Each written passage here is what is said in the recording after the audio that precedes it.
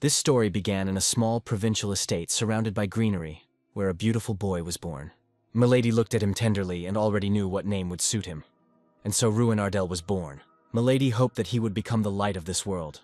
But the boy did not stand out in any way from childhood. But one day, to the surprise of the adults, everything changed. Ruin advised Uncle Baggins not to go outside near the southern mountain because of the strange flow of mana.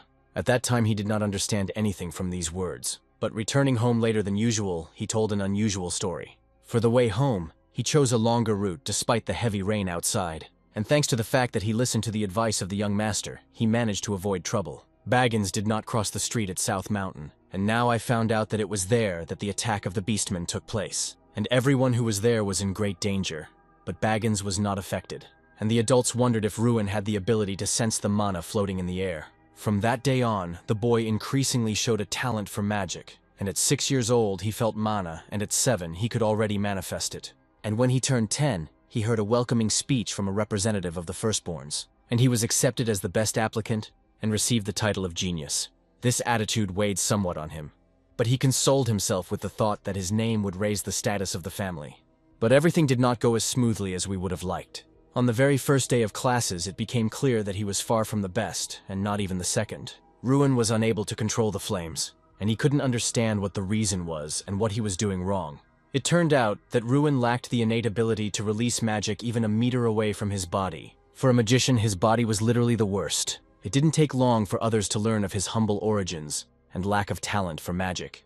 And the attitude towards Ruin quickly changed. They began to belittle him.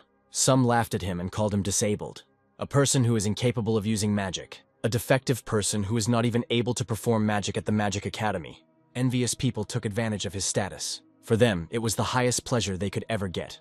Ruin already began to doubt whether he could become a magician at all. After all, he entered the academy with the best grades and was more promising than anyone else. He was more diligent than anyone else. But because of the curse, the genius became disabled in terms of magic. He was already beginning to think that this was where it all ended. But in the depths of despair, there is always room for a miracle. The status window was unlocked, and the player's artifact was activated, and feeling himself deep underwater, he became the embodiment of Drak, the destroyer of worlds. Ruin even thought that all this was happening in a dream. A few hours earlier, at the Ignite Academy training grounds, Professor of Combat Magic Heidel was fighting over the Fireball Ruin. All students should have been able to perform the fireball magic with flying colors. And for someone who was unable to use magic, this was an almost impossible task. And he did not give up, trying to do the exercise again and again. And one day he managed to create a ball of incredible size. Rejoicing in his victory, he decided to continue further. But his hands wouldn't obey him again. The professor ordered to release the ball quickly, but he didn't want to move away from the hand. And without performing ordinary magic, it was impossible to pass the final exams. Clenching his fists, he promised the professor to train more. Ruin stood and thought that he needed to load 10 balls into the target, but he could hardly cope with even one. His classmates laughed at him, asking how he could have done anything with such high scores. He understood that they were jealous, because the nobleman had higher points than they did. Only he knew that the curse had been eating him from the inside for 6 years. As I walked, I mentally patted myself on the shoulder, but wondered how much longer I could hold out. Then his classmates approached him and called him a moron. One advised them to pack their things, saying that if they were in his place, they would be ashamed to come. Another said with a smile that even the younger ones call him stupid. The poison flowed without stopping, and Ruin was already tense. One added that if you don't have the skills, at least be rich. But almost no one has heard of his family. The second stated that his father called Ruin's family arrogant idiots. The words cut to the quick, and Ruin flinched. The blow was powerful. The guy flew back like a sack of potatoes. Ruin stepped forward and demanded that he repeat what he had said about his father. He said that one must know one's limits, and who is he to judge his family? Another one immediately rushed to respond, but Ruin didn't wait. He struck with lightning speed. Another one had already risen, charging strong magic, which is generally prohibited in the academy. He attacked, shouting that Ruin was trash with a magic release disorder. Professor Heidel intervened and stopped them all. Everything suddenly went dark. A majestic silhouette appeared in front of Ruin, and notifications about the artifact flashed before his eyes. He opened his eyes and saw Helen. He tried to get up, but she told him to lie down. He said that he was just dizzy, but he could sit up. Lying there, he remembered the figure in the darkness, not understanding where it came from. Helen was glad that things weren't that bad, and he asked if he was okay. She replied that she needed to check more, but he looked too good to have been struck by lightning. She was surprised that there wasn't a scratch on him, but he was sweating. He looked at his hand and wondered why it was intact. The professor entered, and Helen left, telling him not to hide it if it got worse. Heidel asked how he felt. He looked gloomy and said that the incident had prompted a council meeting. A student who uses magic will be expelled, and that's not all. He added that the bullying of Ruin also had an effect, and Ruin, with a downcast face, admitted that he had also hit him. Heidel said that he would also be punished, a month of volunteer work. Smiling slightly, he said he wanted to ask something. He asked if he had an artifact, to which they both thought that then everything would be different. Ruin raised his head and asked where he got that from. The professor said that when the magic hit him, he was enveloped in a red light like a shield. Ruin didn't understand anything, as if he was watching someone else's dream. He thought it was related to the figure from the dream. He said confidently that he had no artifacts, and Heidel looked disappointed. He turned around and ordered them to rest, but Ruin was still racking his brains. He wondered what the professor was thinking about now. I started to wonder what it was all about. The words of that silhouette sounded in my head. He went through them again and again, but could not remember the main thing. Suddenly he thought about the status window and a notification immediately popped up. He screamed and Helen ran up. She didn't understand what was happening, because she couldn't see anything. Ruin realized that only he could see this window. The guy sits up in bed and tells the girl that it was all a dream. The nurse replies that his tests are normal and the guy can return to the dorm. The magician remembers the windows with the text that he has now become the incarnation of Drac. In front of him, he sees another strange window with a task. It talks about training kicks and punches, everything related to physical strength. He doesn't understand how this can help him, but decides to try it first. He takes a couple of shots in the air and notices the number of shots completed on the scoreboard rise. After the third hit, the number didn't change, and he began to think that the poor hit didn't count. Then the guy decides to get down to training properly, and after a while, late at night, he finishes it. The system notifies about the reward for the task. The guy feels something unusual in his body. He guesses that this is a winning skill of physical strength and understands that he has truly become more powerful in his body. He decides to test it out and smashes something to pieces. The guy excitedly feels how everything around him began to be perceived differently. His basic magical power has also increased, and the guy is already hungry for a second reward. The system then tells him that his mana circles will be replaced by power circles. He understands that now, instead of mana, he will be fueled by physical strength. All magicians have strengthening circles around their hearts. The guy has 4 mana circles. He looks inside himself and realizes that instead of those circles, a different force now circulates around his heart. The guy doesn't understand what this means and what will happen to him now. He even suggests that he will have to forget about life as a magician. However, he pulls himself together in time and decides to test the new energy in action. The magician summons a fireball and it instantly envelops him. Seeing the power and size of the ball, the guy understands the true power of the artifact. The guy talks about how magic is usually released within 10 seconds, but it turned out that it is possible to do this much faster through internal strength. He gets a message about how he will now replenish his energy and thinks about Draca. How did this Draca come to the method of fighting by filling his fists and feet with magic? The guy gets a new task to hit the target using a power circle. He thinks that if he can do this, he will become a magician. This encourages you to attack with a fireball. Having completed the task, he lies down on the ground in a relaxed manner. He thinks about how things didn't always work out before, but now he achieved victory in one go.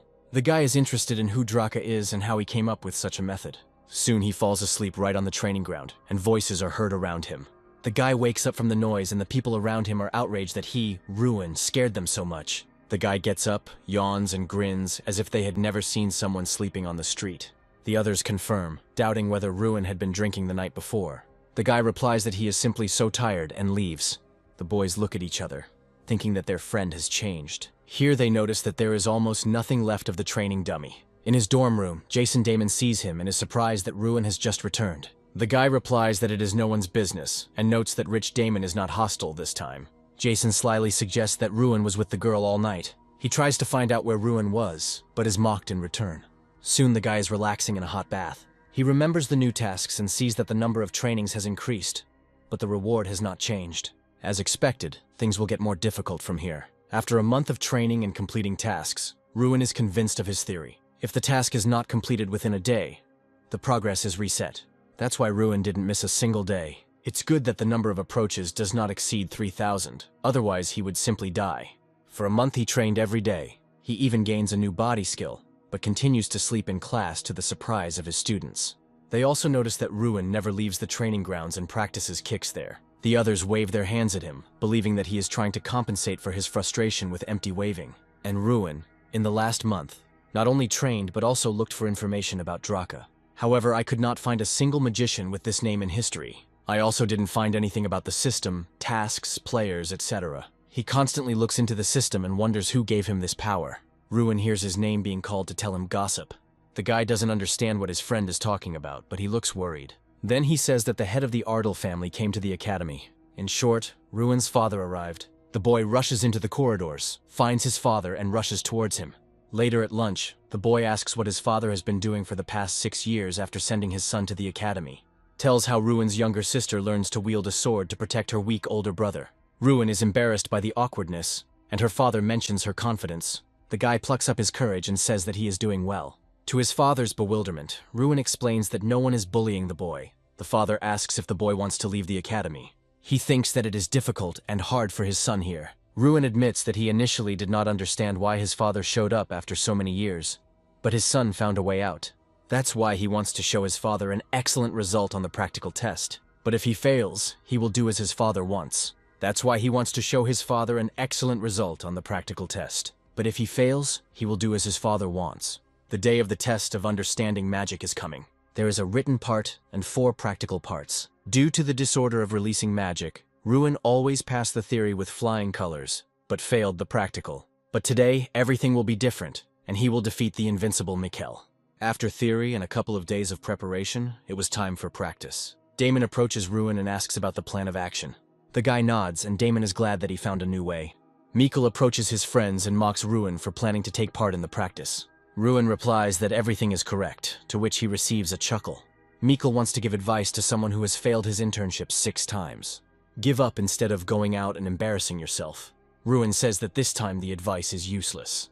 Mikkel is not far behind, and is convinced that a person with a magical disorder will never be able to pass the internship. He is irritated by his overconfidence, and promises to deal with Ruin one-on-one in combat. The first test is a multiple target shooting test. The goal here is to determine how many times the future MGA can hit a target at once. This year the stage is complicated by the fact that the targets are moving. In this regard, the indicator was terrible. The judges watch the stage, disappointed that such a minor complication has lowered the quality of the students. Mikkel's uncle speaks up, saying that his nephew will perform now and will not disappoint. Mikkel wonders what his opponent has planned. The blonde comes out and is going to show the difference between him and Ruin. The spectators are jubilant and predict that Mikkel will take first place for hitting so many targets. The judges are discussing that this is indeed a worthy heir. One man says that Mikkel will be the Academy's representative at the festival this year. The old head of the Academy, Tyrion Ignat, stops Professor Ellic's admiration. He says this is enough time to see results. Professor Heidel suggests waiting for Ruin to speak, and the chief is surprised that he is still studying here. Viewers credit Ruin for his persistence. The guy enters the arena, excited about the opportunity to show his full strength. The leader gives the command to begin, and Ruin releases columns of fire from the fireballs in his hands. The judges were shocked by the speed with which he summoned the elements. The audience begins to cheer, and Mikkel irritably tells them about Ruin's illness, and that he has not yet attacked any targets. Ruin uses time distortion and movement acceleration. The new time refraction skill allows him to move abnormally fast for 30 seconds. In other words, he's like a typhoon now. Both the judges and the audience are shocked and a little scared. The students excitedly discuss how the boy summoned magic into his hands and was able to destroy 27 targets. The head of the academy stands up and congratulates Ruin, praising him for his incredible performance. Afterwards, all the students join in, and Mikkel is furious and doesn't understand how he managed it. Ruin looks around at the people. There is a standing ovation that hasn't happened in 6 years. He realizes that he has always wanted to feel this approval and delight. Ellic nervously says that he has never seen such techniques and doubts that they are related to magic. The professor disagrees with him and says that the good thing about magic is its infinity. If everything goes as expected, then magic will turn into mathematics. Ellic wants to object about Ruin, but the leader believes that he saw a magical miracle in the student. He also sees that other professors do not support him. Ellic curses Ruin silently. At the dorm, Ruin is greeted joyfully by Damon, who says that the Archmage is in the building. Many students surround Ruin and ask him how he did that trick on the exam. Ruin is uncomfortable with being an outcast for so many years and shouts to Jason that he will go forward. The guy leaves and thinks that he liked being alone, and some people still find him a thorn in their side. Ruin enters his room and sees Mikkel there, who has unlawfully entered someone else's room. The blonde tries to warn and threaten his opponent. but Ruin reminds him of the bitterness of losing to someone he had been defeating for 6 years. Mikkel angrily raises his hand at Ruin, but he easily intercepts it. He wonders with fear where his opponent gets so much strength from. Ruin replies that they both need to graduate, so let him fight one-on-one later, as he promised, and not now. Mikkel shouts in rage that Ruin doesn't even dare dream of competing with him. Ryun asks to wait and then everyone will see everything.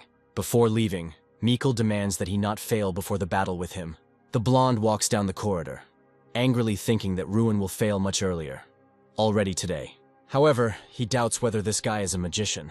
The second stage of practice begins, and everyone sees a giant statue. This is the enchanted ogre Kingram, who became a training ogre for the magicians, and it was necessary to attack and get an excellent result. Ruin asks Damon if this means aiming his best spell at the ogre. He nods, but warns that the ogre judges harshly, and if he gives 20, then it's time to rejoice. The first student launches a lightning storm at Kingram. The statue thunders that the one-point mage had better get lost. She was still making fun of him, and Ruin thought that the student had done well, but it turned out that everything was not easy. The first one is replaced by the second student. She sarcastically tells him to look at her and throws an ice ball at the giant. The ogre says thoughtfully that he will remember this impressive girl. When she asks if it's true, he mocks her again, saying that yes, he will remember such a hopeless magician. The girl cries over receiving 2 points for her best attack. Kingram sends out the low scorers one after another, including Jason. It's Mikkel's turn and he delivers his best attack. But here too, the ogre is disappointed and asks if he is his father's son. The blonde man shouts with hope that he is the proud third son, Mikkel Guerigil. But the ogre laughs, remembering that his father was a coward who begged for more points. He adds that his son has even less talent and gives him 27 points. The blonde guy yells at him that he's talking nonsense. The presenter demands that the blonde calm down and challenges Ruin to take the exam. The guy is nervous in front of the giant, but decides to give it a try. He politely greets the ogre and introduces himself. The statue is surprised that it sees him for the first time. The ogre orders to begin. The audience is shocked to see Ruin using 4th-class magic. The statue watches the guy's unusual stance with interest. Ruin flies into the air, attacking, and the audience can't believe that he was able to transfer magic from his hand to his leg. The rest whisper that this is not even the 4th but the 5th grade. They start to talk about Ruin's level, and he thinks that his spell should have worked, but Kingram's reaction is unclear. The statue is clearly confused about what happened and who is in front of him. Ruin repeats his name sheepishly, but the statue calls him Draka. Kingram thunders that he was waiting for him, considering him to be Drak. Ruin wonders if Kingram has some information about Draka. The guy asks if the ogre knows Drak, and he replies that he does. Then Ruin asks to tell more about him. Ogre becomes interested in the fact that he met the incarnation of Drak right here, at the academy. The ogre asks the guy to repeat his name, and he again introduces himself as Ruin Ardell. The statue rumbles that it will remember him. The host sheepishly asks what Ardell's score is, but the statue replies that he will tell him in private. She adds that the magic of Ruin cannot be estimated. The presenter tries to remind the man that the statue must evaluate all the students, but the giant shuts the man up. He shouts that he has been evaluating mediocrity for many years, and no one dares to remind him of the rules. However, in order to get them to leave him alone, he decides to give an assessment. To Ruin's shock, he offers him a choice of 0 or 100 points. Of course, the guy chooses 100 and everyone starts discussing it heatedly. Ruin is back in the spotlight. Professor Heidel appears, having heard rumors of the first case of 100 points, and he wants to reward Ruin. He hands the student a scroll. Ruin reads and asks with confusion what kind of artifact room this is. Heidel beckons him to show her. They descend into a dungeon that many did not know about, and entry to which was always prohibited. Ruin wonders why he was brought here then. They approach the entrance to the artifact room. The professor says that he can't go any further. Ruin must go on alone, and Heidel promises to wait outside. Unaware, Ruin goes inside to see his reward. He goes into some kind of storage room with glass display cases. There are a lot of legendary items here, most likely from the warehouse of Archmage Freud Ignite. Suddenly a voice booms from behind, making Ruin look lost. Kingram appears in front of him, hinting that the guy does not realize his worth. With all this, it turns out that the ogre is no longer a stone statue, but alive. Kingram reveals that this is the only place where he can be in his true form. Ruin asks what they meant when they spoke of his value. Kingram responds that Ruin does not understand his own value, despite using the same artifact as the player. Ruin is shocked that Kingram knows about the player. When asked where Ruin got the artifact from, he replies that he himself asks himself this question, and asks who Draka is. Kingram replies that Draka is a being who wanted to become a god. One day Draka came to the tribe to which Kingram belonged. Draka looked unsightly. However, his strength was so monstrous that no one from the tribe could resist him. The ogres respected him, Draca lived with them and became part of their tribe. For nearly 100 years, Draca trained Kingram, the future leader of the tribe. Ruin is confused. He does not understand how a person can live so long. The ogre, with glowing eyes, replies that Draca was not a man. Draca's true form was the black dragon Dracagonia. Ruin is surprised that dragons actually existed, asking if it is true. Ruin learns that the tales that magic came from dragons were actually true. Kingram says that Draca himself could not use magic, so he created his own way of fighting using his limbs, just like Ruin. Ruin realizes that Draca was probably treated the same way as he was. Kingram says that the ability that Draca created was demonstrated to him by Ruin. With the help of this magic, Draca became the most powerful being in the world. However, this power was not enough for him. Ruin learns that Draca destroyed the entire world because of his power. Ruin gets an achievement for learning Draca's story and for befriending the ogre. He gets another achievement that allows him to borrow the power of an ogre. Suddenly, he finds a ball of power embodiment in his hand. The ogre says that the ball is a reward for completing the task. Ruin lets the ogre look at the orb, to which Kingram says that the orb is called Stran. Kingram says that the ball is not actually an object, but an embodiment. This orb, according to the ogre, was the property of Draca, but now it must be sealed. He is the embodiment of power, and although he is called a spirit, he is distinguished from other spirits by his bad character. Ruin asks if an incarnation will be born from this stone. The ogre confirms his words and says that the spirit will soon awaken. The ball breaks and a small bear appears from it. The creature is unhappy with Ruin calling it a bear and recovers after waking up. The spirit rubs his eyes and mumbles resentfully that he is not a bear. In response to Ruin's surprise that the bear can talk, the bear begins to scold him and ask him not to call him that. Ruin still doesn't understand how the bear can talk to him. The spirit continues to claim that he is not a bear, and Ruin asks who he is. The being replies that it is an embodiment, not bound to form. The incarnation attempts to demonstrate its powers by standing on Ruin's hands. The bear realizes that all his abilities have disappeared. Mishka claims that his lack of abilities is due to his empty stomach and requires food. Ruin says that he has no food with him. The bear begins to resent the weakness of his new master. Ruin is surprised that the bear called him master, but the spirit peacefully lies down to sleep in his arms. Kingram smirks and says that the spirit's character was exactly the same thousands of years ago. Ogre remembers the good old days as he looks at Ruin and Stran. Ruin and the bear remind Kingram of the Brawl country the first time he encountered them. Ogre asks what Ruin will do next, but Ruin does not understand what he is talking about. Kingram says that Ruin has very powerful powers. Ruin remembers that he needed strength to protect his people from demons. This power is capable of saving the Ardell clan and declaring it as something that was despised. Ruin had a passionate desire for great power. There are so many destinies in his hands, including his own. Kingram will wait for the future that the hero brings. Ruin's life goes on as usual. Although feeding the country was a novelty, the companion's small size is deceptive. He needs a lot of Ruin energy. True, there is compensation that accelerates development. The bonus will increase with each level. The hero has just begun to improve, but already feels progress. He wants to develop even more intensively. Strana has a secret to quickly gain strength. Ruin is ready to extract this knowledge. The harder the path, the more seasoned the fighter. Also, don't forget about weapons and equipment. Suddenly, the bear cub interrupts his speech. It turns out that Ruin has not yet reached the required level. Now the guy is really at the beginning of his journey. He placed emphasis on physical training. The third stage has arrived, the real fight. Mages must be as precise as snipers. Otherwise, they will get into trouble with their own people. Jason's overconfidence led to failure. Each student was matched with monsters based on their abilities. The intrigue lies in who will be nominated today. The ground shakes beneath their feet, terrifying the students. What came out to them was not a monster, but a real pile of muscles. This is an orc, the embodiment of cruelty. Students panic, the test could be deadly. Professor Heidel remains cool. The orc is ready to kill everyone. Only a clear mind and skillful magic will help students. However, the monster doesn't care about any conventions. Even Heidel did not expect such a turn of events. A deathly terror gripped Mikkel's body. Another moment, and the death of the ward would have been inevitable. Mikkel hasn't yet fully grasped what real combat is. Another failure for Garrick. Is the head of the academy satisfied with how the exam is being conducted? The manager gets a clear hint that it's Ruin's turn soon. The student received a perfect score from Kingram. The hero clearly stands out from the rest. However, the academy has no other monsters. Professor Ellick is ready to use his influence. The knights delivered not only the orcs, but also one ogre. Threat to Ruin's health and life, that's what Ellick wants. For him, the young man is an upstart, nothing more. Ruin didn't expect to catch. Heidel decided to warn him.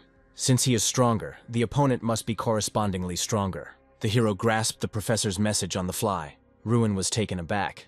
because the enemy would not be an orc, but an ogre. The comrade only became more excited by this news. The giant is ready to sweep away everything and everyone in his path. The blonde is not yet experienced. He doesn't realize that this is not an orc. The mentor carried out the order to bring the monster. Although ogres resemble orcs, the former are much more powerful. The knight still doesn't believe what's happening. The man is well aware of the mortal risk of the test. He decides to go into a fight that could be his last. The knight met the gaze of the experimental student. He is perplexed as to how a young man could be put against an ogre. The elder does not believe in the boy at all, preparing to defend him. He calls out to Ruin not to go forward. It is not the fighter's plan to put the student forward. The guy insists on his position. His magic is very different from the usual. The man is concerned about protecting the life of his ward. Ruin understands the complexity of the situation, but the young man knows nothing of fear. The professor is next to the group. He demands that they get ready. With a snap of his fingers, the test begins. The knight was taken aback at first, and then tried to call out to the hero. He sees in front of him the back of a madman rushing forward. Ruin used fireball magic in close combat. Everyone was shocked that a ranged fighter had gone into hand-to-hand combat. Ruin survived, which greatly surprised the knight. The fighter should have been warned about the bold plan. If the elders had known about the hero's intentions, they simply would not have let him go forward.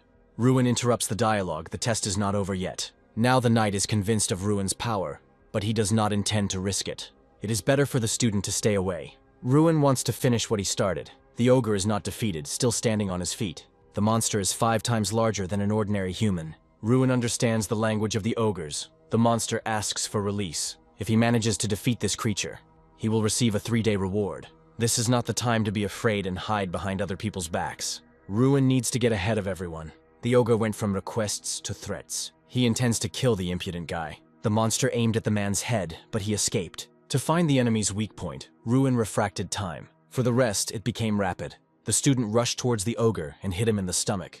The students watched the deadly battle in horror. The monster is not going to surrender to the mercy of people. He tried to counterattack by swinging his left fist. The giant took advantage of the moment, grabbed and threw back the attacker. He did not hesitate and went on the attack against the man. Ruin managed to avoid the blow at the last moment. Before the giant could turn around, Ruin launched a counterattack. The blow was so strong that it sent the monster flying headfirst into the floor. The hero landed on the enemy's chest and intended to finish the fight. The ogre is amazed by the man's strength. Suddenly he realized that his opponent understood his speech. However, it's too late. Ruin uses the Ogre Fury skill. The partner liked the battle and the hero's abilities. Students are shocked by their classmates' victory without any outside help. There is no limit to their jubilation. The knight is interested in who taught Ruin to fight. He doesn't believe in the guy's independence. Ruin asked the professor to announce the results. Even the scientist did not fully expect the event to be a success. The ward did not give any reason to interfere, exceeding expectations. Loud applause filled the arena as Ruin passed. As a reward, I received the skill of seeing the nature of everything. Now the hero has become a real player, but now he is interested in a new ability. The bear cub explains that hidden enemies will now be revealed. That's not all. A mini-map with a 500-meter view is also available. The companion says the surprises don't end there. He suggests using the new skill on the defeated ogre right away. A panel with details appears in front of Ruin. Information about Heidel is hidden. Only the status is visible. Those who are much stronger than the player do not allow information about themselves to be seen. Only pumping will open up new possibilities. The news about the amazing fighter spread throughout the academy. Jason's friend has become the subject of increased attention. Suddenly, a girl approached Ruin from behind. She was not alone. A whole trio intended to feed the local star. The puzzled hero offered food to Jason. In response, he received a tirade about how this was disrespectful to girls. The player's eye allowed him to see the blonde's great potential. Another promising student was Mikkel. The hero decided to motivate his comrade to be more diligent. The classmate did not expect such care. It's not worth spending so much time on regular games yet. Jason has one question bothering him. Is it true that this is the same Ruin in front of him, whom he has known for 6 years? Sometimes it is difficult for the hero himself to believe it. There are more and more rumors that the youngster will displace Mikkel. Ruin abruptly interrupted the conversation and suggested going inside. The comrade latched onto this topic, trying to extract details. There is a great festival coming up this year. Once every 8 years, an Olympiad is held among the best academies. The prizes include huge amounts of money and special privileges. 31 participants represent each establishment. Only one is selected for individual competitions. Mikkel and Ruin are considered the main candidates. Jason stands up for his friend, remembering how the other contender spoke. At the table, they discuss the former participants of the tournament who led the academy to defeat. At the moment, the academy is considered weak and unable to stand up to others. The only way to get rid of the stigma of a weak academy is to send Ruin there. Ruin says it's too early to tell until the exam is over. Participants in the festival are selected based on the results of exams and recommendations from professors. There's stage 4 ahead, a one-on-one fight with Mikkel. Ruin needs to focus on that. 4 days after completing the 3rd stage, Ruin continues training. He gets an achievement for completing the preparatory stage. His spirit suggests to start leveling up. The achievement of the repeatable task has advanced to the 2nd level. The difficulty of the repeatable task has doubled, and the reward for it has tripled. The bear uses the power of flame while sitting on Ruin's shoulder.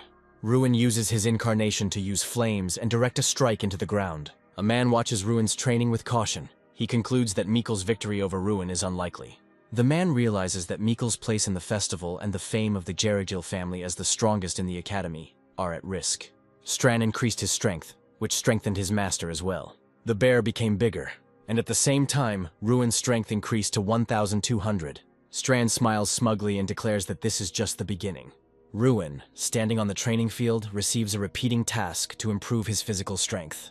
He had already seen all the tasks from this mission, everything except the training in real combat. Strand asks if Ruin remembers that when they first met, he pointed out that he could take any form. It turns out that Mishka can now change his shape, but with limitations for now.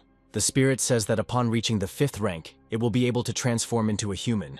Mishka wants to show what he can turn into right now. The bear begins to transform into one of its forms. After the transformation, Strange turns into a scarecrow. Ruin is confused, and the bear is unhappy with his reaction to his transformation. Strand warns Ruin not to look down on him, as this is how he started training with Drac. It turns out that Strand played the role of a dummy or assistant in completing tasks. Training in real combat involves training on a scarecrow.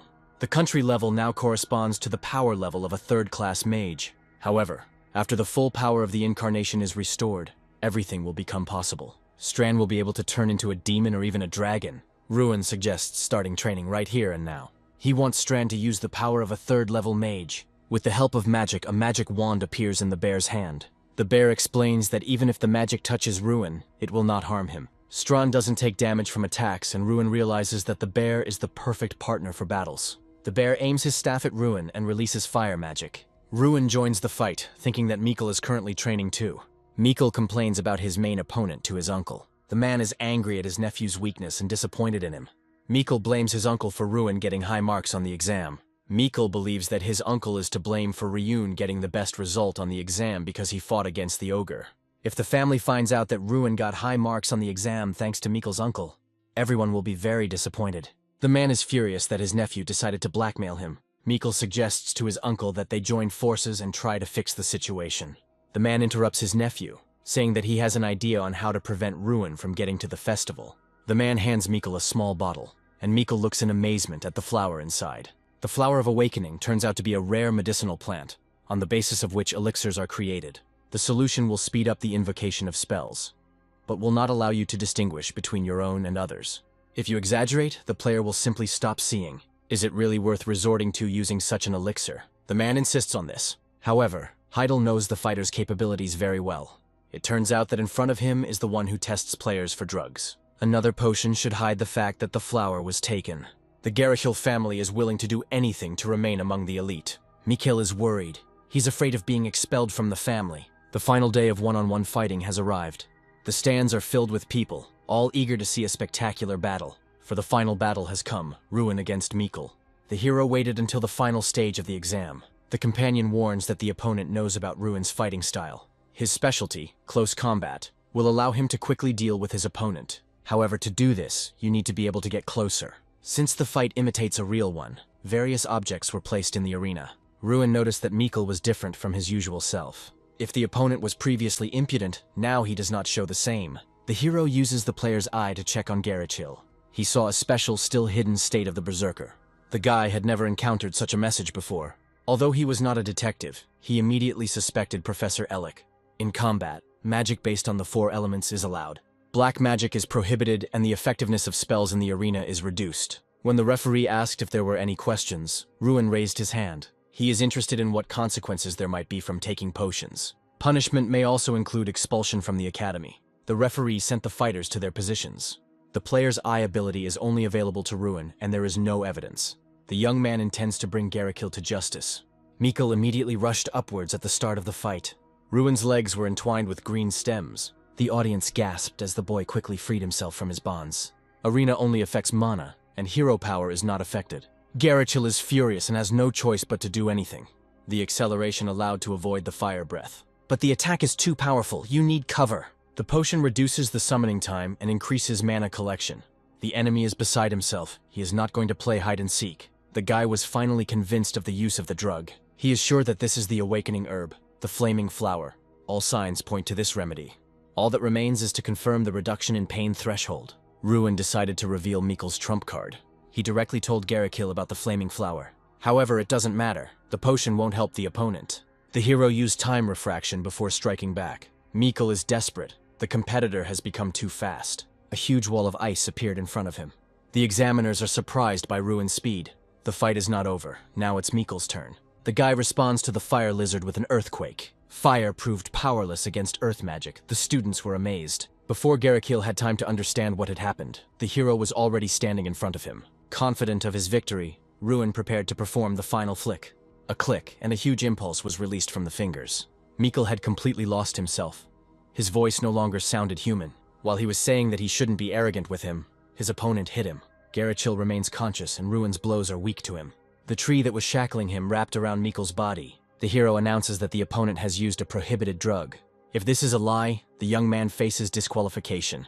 But he is unwavering, because there are means to hide the main potion.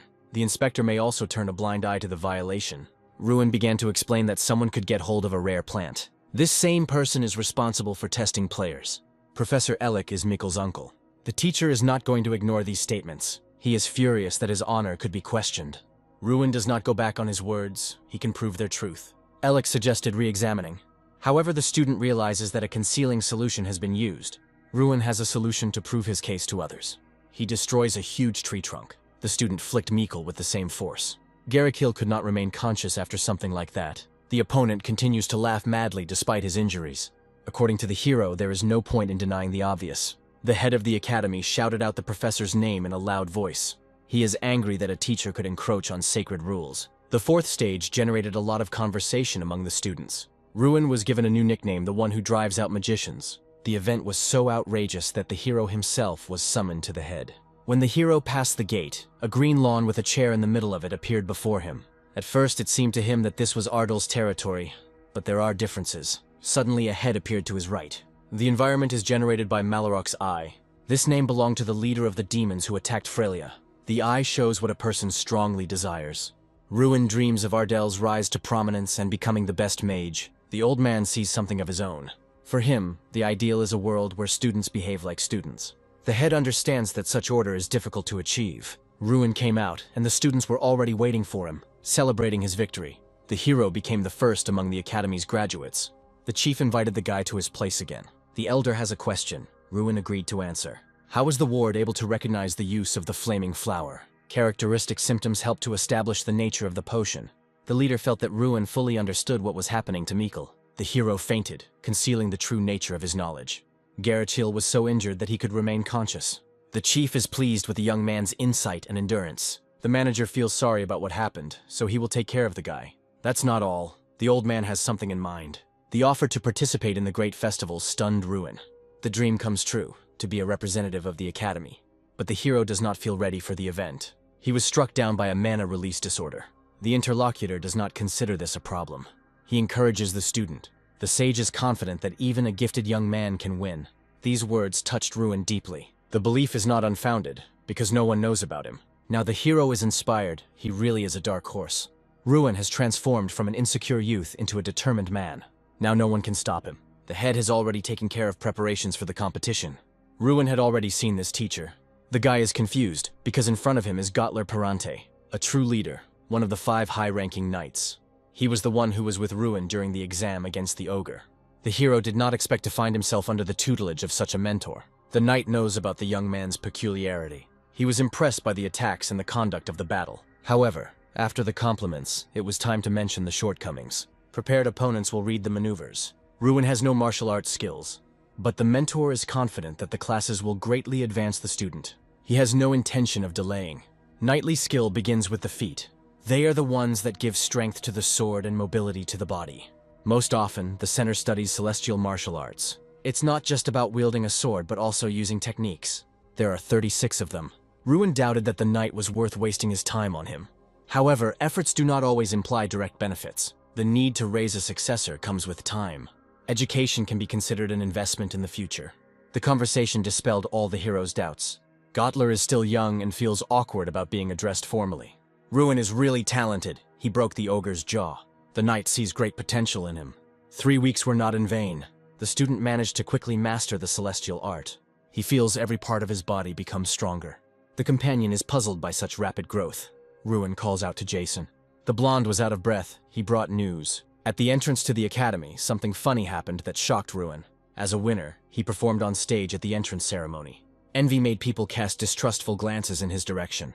Ruin lived up to their secret hopes. He watched from afar as all the glory went to someone else. Ruin and his friend run to see the results. The joyful crowd cheered him. They began to surround and congratulate the new representative. Ruin reaped the rewards of his hard work. The teacher admired his abilities. At times he was frightened by Ruin's genius. After hard preparation, they went to the transit point to go to the festival. Everyone was waiting for the incredible mana train. There are over 100 transit routes in the Imperial Federation of Rheinach. An insolent voice ordered all conversations to cease. Shut up and don't embarrass yourself, country bumpkin. Henkies already took part in the festival last year. The conflict was rapidly gaining momentum. Most of the participants did not support Ruin's candidacy. The crowd did not recognize him as their representative. He got into a bad situation. Mikkel would be flattered. The owner's pets are loyal to him even when he is not around. Henkes was furious at these words. Ruin answered in a calm voice. This festival will help you conquer heights. Henkies did not believe in winning the festival. Ruin firmly replied that it was possible. Teamwork plays an important role at the festival. Are you going to compete without us? Who is your representative? Henkes was shaking all over with anger. I won't listen to a single command from you if you sell on the first individual battle. The train was rushing at breakneck speed. He said that this did not happen in his time. Someone's voice was heard from behind. At first glance, menacing and large people entered the carriage. The students of the Oyota National Magic Institute were truly strong opponents. Ruin wondered what they were doing here. Once they entered the carriage, they openly began to insult the Ruin team. A wild laugh burst out of him. This year you will again come in last place. Ruin remained calm even in such a tense situation. He had no idea that his team could be so openly oppressed. The teacher didn't even stand up for the students. All responsibility for the team was on Ruin's shoulders. Henkes, where is your representative? Unexpectedly, Ruin stood up for his team. His confident voice shocked the bullies. This is our current representative. Oyota's student saw Ruin for the first time. He introduced himself as Seta Malkiri. Ruin rudely asked him to leave their carriage. He also suggested that Seth politely apologize for the insults. Seta was overcome with intense anger. He asked Ruin sarcastically about his request. Seth called out to Henkes, asking why he had not told him who he was. He threatened Henkes that he would not make such mistakes again. Ruin realized what the problem was. Oyota keeps all the students in fear. He realized that their plan was to crush the morale of their opponents. Ruin suggested that they sort everything out right now. Seta fell for the provocation, but the professor stopped him. Professor Oyota reprimanded him. He apologized for the rudeness of his students. The professor angrily threw Seta out of the carriage. Seta promised to deal with Ruin again. Seta was very perplexed. The professor asked if he had noticed anything. The professor of the Ignite Academy smiled as he watched what was happening. They didn't know if it was certainty, but everyone suddenly realized that Ruin should not be underestimated. The atmosphere in the carriage suddenly changed. Suddenly, all the students began to bombard Ruin with questions. They gained confidence and wanted to defeat Oyota's students. Ruin was glad to see that they had united and that they had a fighting spirit. The students thought that he acted without thinking. Ruin suddenly became indignant. Why didn't they fight back against Oyota's students? Oit's disciples would feel even greater power over them. He asked what they were trying to achieve by behaving like this. Do students really want to put up with this kind of disrespect all the time? Then Ruin became even more outraged by their inaction. He asked what they were going to do in this situation.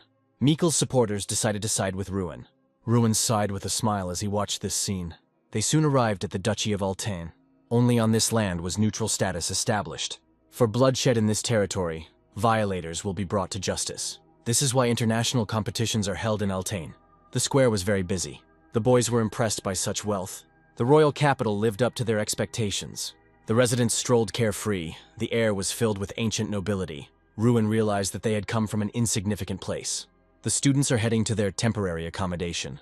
The professor hopes that the students will not create problems with other institutions, because this won't end well. Strand noticed something. There was a strange smell coming from it. The dragon is in the dungeon. The guy leaves the bar. His companion bear shows him the way. The main character comes to the workshop of touching memories. Ruin sees the master with his own eyes. The young man imagined that he would end up in the black market. Ruin thinks about the relic of the fight. Something in the seller's hand is glowing. The guy sees an artifact. Ruin learns that the ring has failed. The protagonist learns that it is not only about attacks. He needs the artifact, but it might go off at the wrong moment. Ruin puts on the ring. The artifact fits the guy perfectly. Ruin learns the price of the artifact. The seller gives him the artifact for free. The young man wants something else. The guy saw several artifacts. Ruin saw an artifact standing high up. The girl does not allow the main character to take the artifact. The guy saw a 5th-class magician. Dirty Rabbit. Ruin heard that she was a genius. She stutters. He demands that she give him the book. The guy found out about the girl. Ruin asks her to give in to him. The main character wants to know why she needs this book. This is a book for her individual study. He doesn't think it's for an educational institution. Ruin gives her the book. He wants to buy something. They ask him questions about Irene Prius. The boy with yellow hair wants to touch her hand at least once. Ruin tells them that he sat next to her and how pathetic they are. They were surprised that he was sitting next to her. The protagonist says that she loses to Doom Prime, and his friends think that this is nonsense. He says this is not some kind of nonsense, and he is also the owner of a shining sword. Now Ruin understood why Irene needed that book. He thinks that the magic sword does not give a significant increase in magic. They talk about a magical sword and the domain of Doom Prime. The guy with yellow hair talks about his artifacts and skills. Ruin didn't think such people even existed. Irene Prius has mastered 5th grade magic at age 16, and she loses to Doom.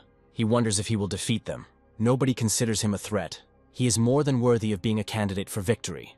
They are told that the first team must assemble outside. They are going to the great festival. The opposing team is surprised that their opponent will be the weakest team. They stand there with a grin on their faces, thinking that they are in for an easy fight. Ruin looks at his opponents while his team members stand still with fear on their faces. He notices the anxiety of his comrades. The enemy team taunts the Ruin team. The taunts continue as Ruin stands with his back to them. Ruin, with a smile on his face, decides to take advantage of the opportunity. Ruin, full of determination, stood in a proud pose. Ruin, with a satisfied smile, begins a conversation with his opponents, while they stand with disgusted faces. Ruin introduces himself by shouting his name. The opposing team member looks at him with a raised eyebrow. Ruin, with a confident face, asks not to call them the Academy anymore. He says he's tired of being in last place. Team Ruin was already standing more confidently in front of the irritated enemy. The enemy shouts indignantly at Ruin. The shouting stopped, but the enemy representative was skeptical of Ruin's words. Ruin looks at his irritated opponent without fear. The enemy discusses Ruin. They are surprised by the changes in Ruin's results. The representative thoughtfully asked his comrade again. He remembers an old conversation about the Ruin. He exhaled calmly, reminding himself who his opponent was. Then he stood up, stretching his arms. With a wicked grin on his face, he said that he would teach the lesson in the traditional way. Team Ruin discusses the competition at the table. The golem chases people while they throw themselves at it. Ruin is surprised by his comrade's question. He calmly encourages his comrades. Ruin calls on them to act together. The faces of the comrades look rather uncertain. Ruin explains what the first and second groups are doing. Ruin explained what the third and fourth groups should do. The comrades doubt Ruin's plan and fear their enemy. Ruin seriously asked his comrades what they thought about his words that he said yesterday. Ruin puts the papers on the table with a slap. He tries to encourage them, but not everyone is completely convinced yet. He succeeds at it, and his comrades trust him. Ruin is pleased with the result and watches with a smile on his face as his comrades fill with fighting spirit. Ruin divides people into groups, and almost everyone has a confident smile on their face. Everyone stands and listens to Ruin. Ruin looks at his comrades with a player's eye. The team has smiles on their faces, but some are still worried. The team members began to look more confident. Ruin stands with a calm look, satisfied with the result. The team members are talking happily. A beaten crew member came in and everyone became worried. Covered in bruises, he barely managed to utter the name Ruin. Ruin immediately rushed to him, asking about what had happened. Ruin listened to him with growing anger. Ruin suddenly enters the room where the enemy team was sitting. They sat in the room, thinking that they would go unpunished. He confidently challenged Seth Malkiri for a few words. He looked at him as if he wanted to tear him apart right there. With one movement of his hand, he found himself on the floor. His blows were useless. Ruin dodged them with ease. "It will be bad if you don't leave us alone," Ruin said. Lying on the floor, he groaned in pain. "Do you want to make a bet?" Ruin asked. No one in the dormitory could believe what had happened. It was better than any motivation. It was necessary to get to the stadium. The festival was a place where legends were forged. By occupying good places, they wrote their name into the history of the continent. Ruin was determined to win. The opening ceremony was completed. Rage filled him. His attention was focused on another participant. That man was Doom Prime. He was the strongest at this festival. He watched him carefully. They could meet in competitions if they win. That same Irene Prius walked past him. "You created a real mess yesterday," the girl said. He was slightly shocked by what was happening. Many already knew about Ruin's visit. "I just wanted to chat with them," Ruin said. She advised him not to stand out from the crowd. She was taken aback by this bold voice. After saying goodbye, he ran to his team. At that moment, the first competitors were announced. The team was charged with success. They walked into the arena with confident steps. There was confusion in the stands. This has never happened before. Doom watched what was happening carefully. There is a lot of talk about another failure cheerfully in the air. She couldn't believe her eyes. The Ignite Academy golem has lost one of its arms. Standing in the stands, Ruin supported his team with all his might. Seta was filled with rage. They healed the enemy golem, preventing it from weakening. She was impressed with the result. Everyone did their job perfectly. The strategy that Ignite Academy was following made her think. He easily found a book for her. There was an atmosphere of cohesion in their team. Why hadn't she seen him before? It was the decisive throw. A powerful explosion destroyed the golem. Cold sweat broke out on his face. People are rejoicing, some are hugging, some are clapping their hands. Everyone is celebrating the victory. The first competition of the Grand Festival, the Mana Grenade throwing, was supposed to end with the Oyota Institute winning. However, the team that everyone expected to fail post-Academy celebrates victory. People are discussing the recent victory of the Academy team. The second competition is about to begin. The first match of the second round will be between Ruin Ardell and Ignite Academy representative Seth Malchieri. Strand, sitting on his master's shoulder, prepares him for battle.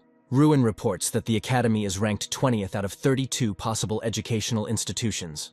After the last victory, people are showing interest in the Academy again. But this is not enough to remove the label of a failing school.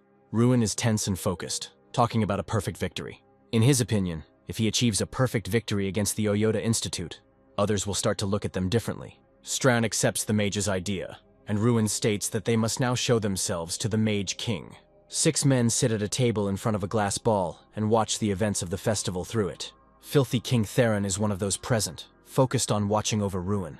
Theron starts a conversation with the man sitting next to him. He remembers the ruin of Ardell. He believes that it was impossible not to remember a person born with such enormous talent. However, he reports that he was greatly disappointed when he learned of Ruin's mana release curse. His interlocutor is surprised that Theron didn't consider Ruin a useless child. Theron smirks. He thinks that if Ruin was chosen to represent the festival, there was a reason for it. Ruin took a fighting stance, his expression tense and focused. Bear asks how Ruin plans to get closer to the enemy. Ruin replies that his plan to defeat the enemy remains the same. Ruin is going to fight his opponent head-on. The match begins. Ruin rushes towards Seth. Seth is heated up. He shouts that he will pay Ruin back for what happened earlier and starts using magic. He summons his Night Fighter Protector using magic. The Knight begins to attack Ruin, but Ruin uses a time refraction technique. Ruin ends up behind Seth, who panics and tries to strike Ruin, but Ruin blocks it. Ruin holds Seth's hand in an iron grip and has no intention of letting go. Seth asks Ruin to leave his hand alone, to which Ruin tells him to stop talking. Seth turns around and notices that his own guardian spirit is about to strike him.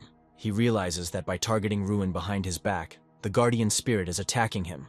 Seth can't move, and Ruin watches his panic with a smirk and tells him to try to move away. Seth realizes that all this time, Ruin's power was real. The guy bows his head. He doesn't try to defend himself and accepts his defeat. However, when he opens his eyes, he sees Ruin fighting back the Night Defender with his magic.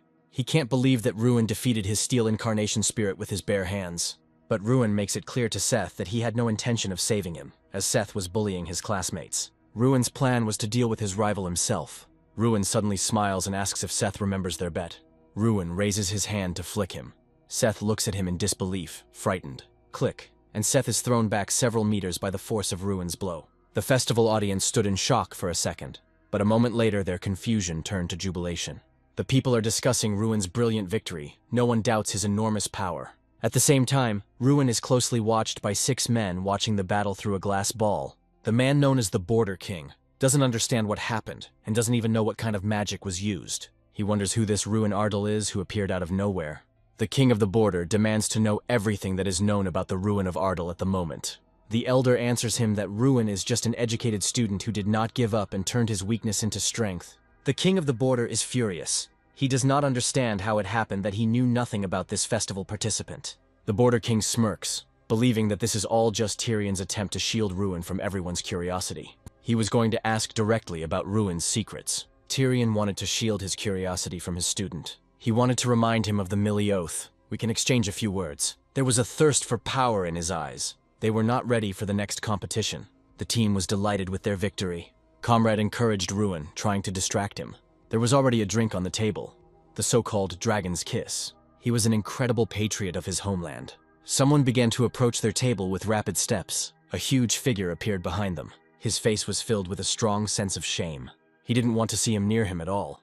Ruin didn't understand why Malkiri came to them. Stuttering, he quietly said that he had come to ask for forgiveness. Malkiri repented of what he had done earlier. Ashamed of his actions, he hung his head in shame. He began to understand that there were those who were stronger than him. They couldn't believe it.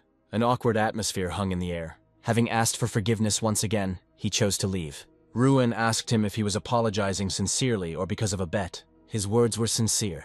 Ruin extended his hand to him as a sign of reconciliation. A firm handshake meant the end of hostility. Joyful responses came from the room. Having forgotten all the grievances, they drank merrily. When Ruin woke up, he saw the guys leaning over him. Gradually, he began to come to his senses. The guys wanted to tell what happened last night. When he got drunk, he couldn't control himself. The boys were clutching their stomachs with laughter. Ruin was offended by his comrades because they laughed at him. In the future, you should stay away from drinking. Unexpectedly, he met Malkiri. Overnight, they became real friends. Because of everything that happened that night, Ruin was terribly embarrassed. Suddenly, the professor stopped him. You are always haunted by the problems of the ruins. Someone wanted to see him. He didn't understand who could need him. After these words, his face became worried. It was the treacherous King Theron. He is full of secrets. Be careful. People like him are dangerous. The exact time of the meeting will be known after the competition. The King of Magicians who watches over us. One more victory was needed. What does this plan mean? His plan was truly incredible. Instead of a ball, there was an arrow. 9 participants were divided into groups. The game required a clear strategy. You need to know when and where to cast spells. There are also many aspects to consider. From the very first moments of the game, Ruin rushed forward. They desperately used defensive spells. He overcame all obstacles without difficulty. Malkiri happily supported his new friend. He must have gone completely crazy after yesterday's defeat. With one menacing look, he silenced them. He tucked his tail between his legs and wanted to say something. Ruin, the next generation mage, full of determination, Ruin stood enveloped in flames. They were all too strong. Ruin was stronger than everyone present. He was strong not only as a fighter. Ruin was a true leader. They were next. It was time to discuss strategy. They did everything they could to stop him. He ran straight towards them. By creating an ice wall, he wanted to end their defense. A rain of ice shards rained down on them. They began to flee. The arrow ball was in his strong hands. They should have stopped him. But there was nothing they could do. All attention was focused only on him. Taking advantage of the moment, they boldly scored an arrow-shaped ball into the enemy goal. The entire enemy line immediately collapsed. They admitted their defeat. They won a stunning victory. The team was delighted with another victory. The opposing team lost heart. At this rate, they could become the winners of the festival. The professor entered the room. The meeting time was set. The head of the academy met him at the entrance. Together with the leader, Ruin entered the room. The king sat in front of them. They were struck by his mana. Ruin knew who he was dealing with. He stood on the border between demigod and man. Having started the meal, Theron began a conversation. He had once had the chance to observe him. 5 years ago, he chose 11 children. Ruin was among the candidates at the time. From empty chatter, they got down to business. He wanted to know what was happening to him all this time. Ruin thought about the answer. He wants to know that he was not mistaken about it. Ruin could only say one thing. It's all about effort, Ruin said. This is why the head of the academy liked him. Recently, Ruin has been studying the art of the body. Theron couldn't believe it. He thought it was all about the secret artifact. The chief was forced to interrupt him. There were still many competitions ahead. Let's see if your efforts help. Watch, Ruin said mockingly.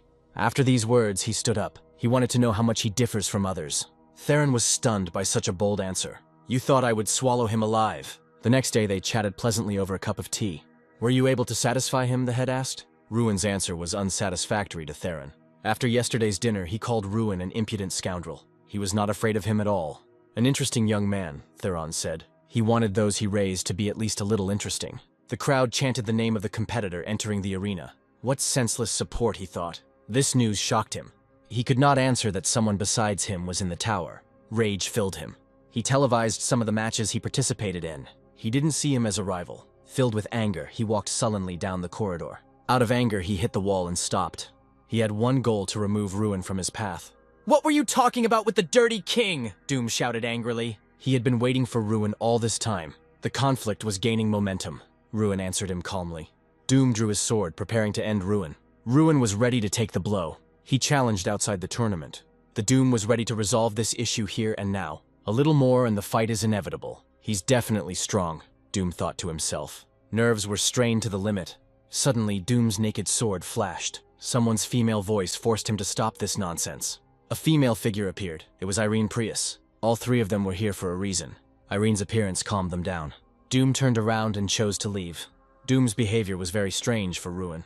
This situation was an exception to the rule. Thrawn had a strong effect on him. A conversation started between them. Her look confused him. "Did you really want to fight him?" she asked. Doom didn't want to fight seriously either, Ruin said.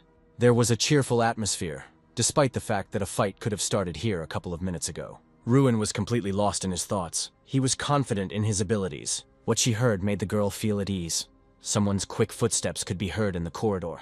Doom kept his eyes on him. Tired and exhausted, he lay on the table.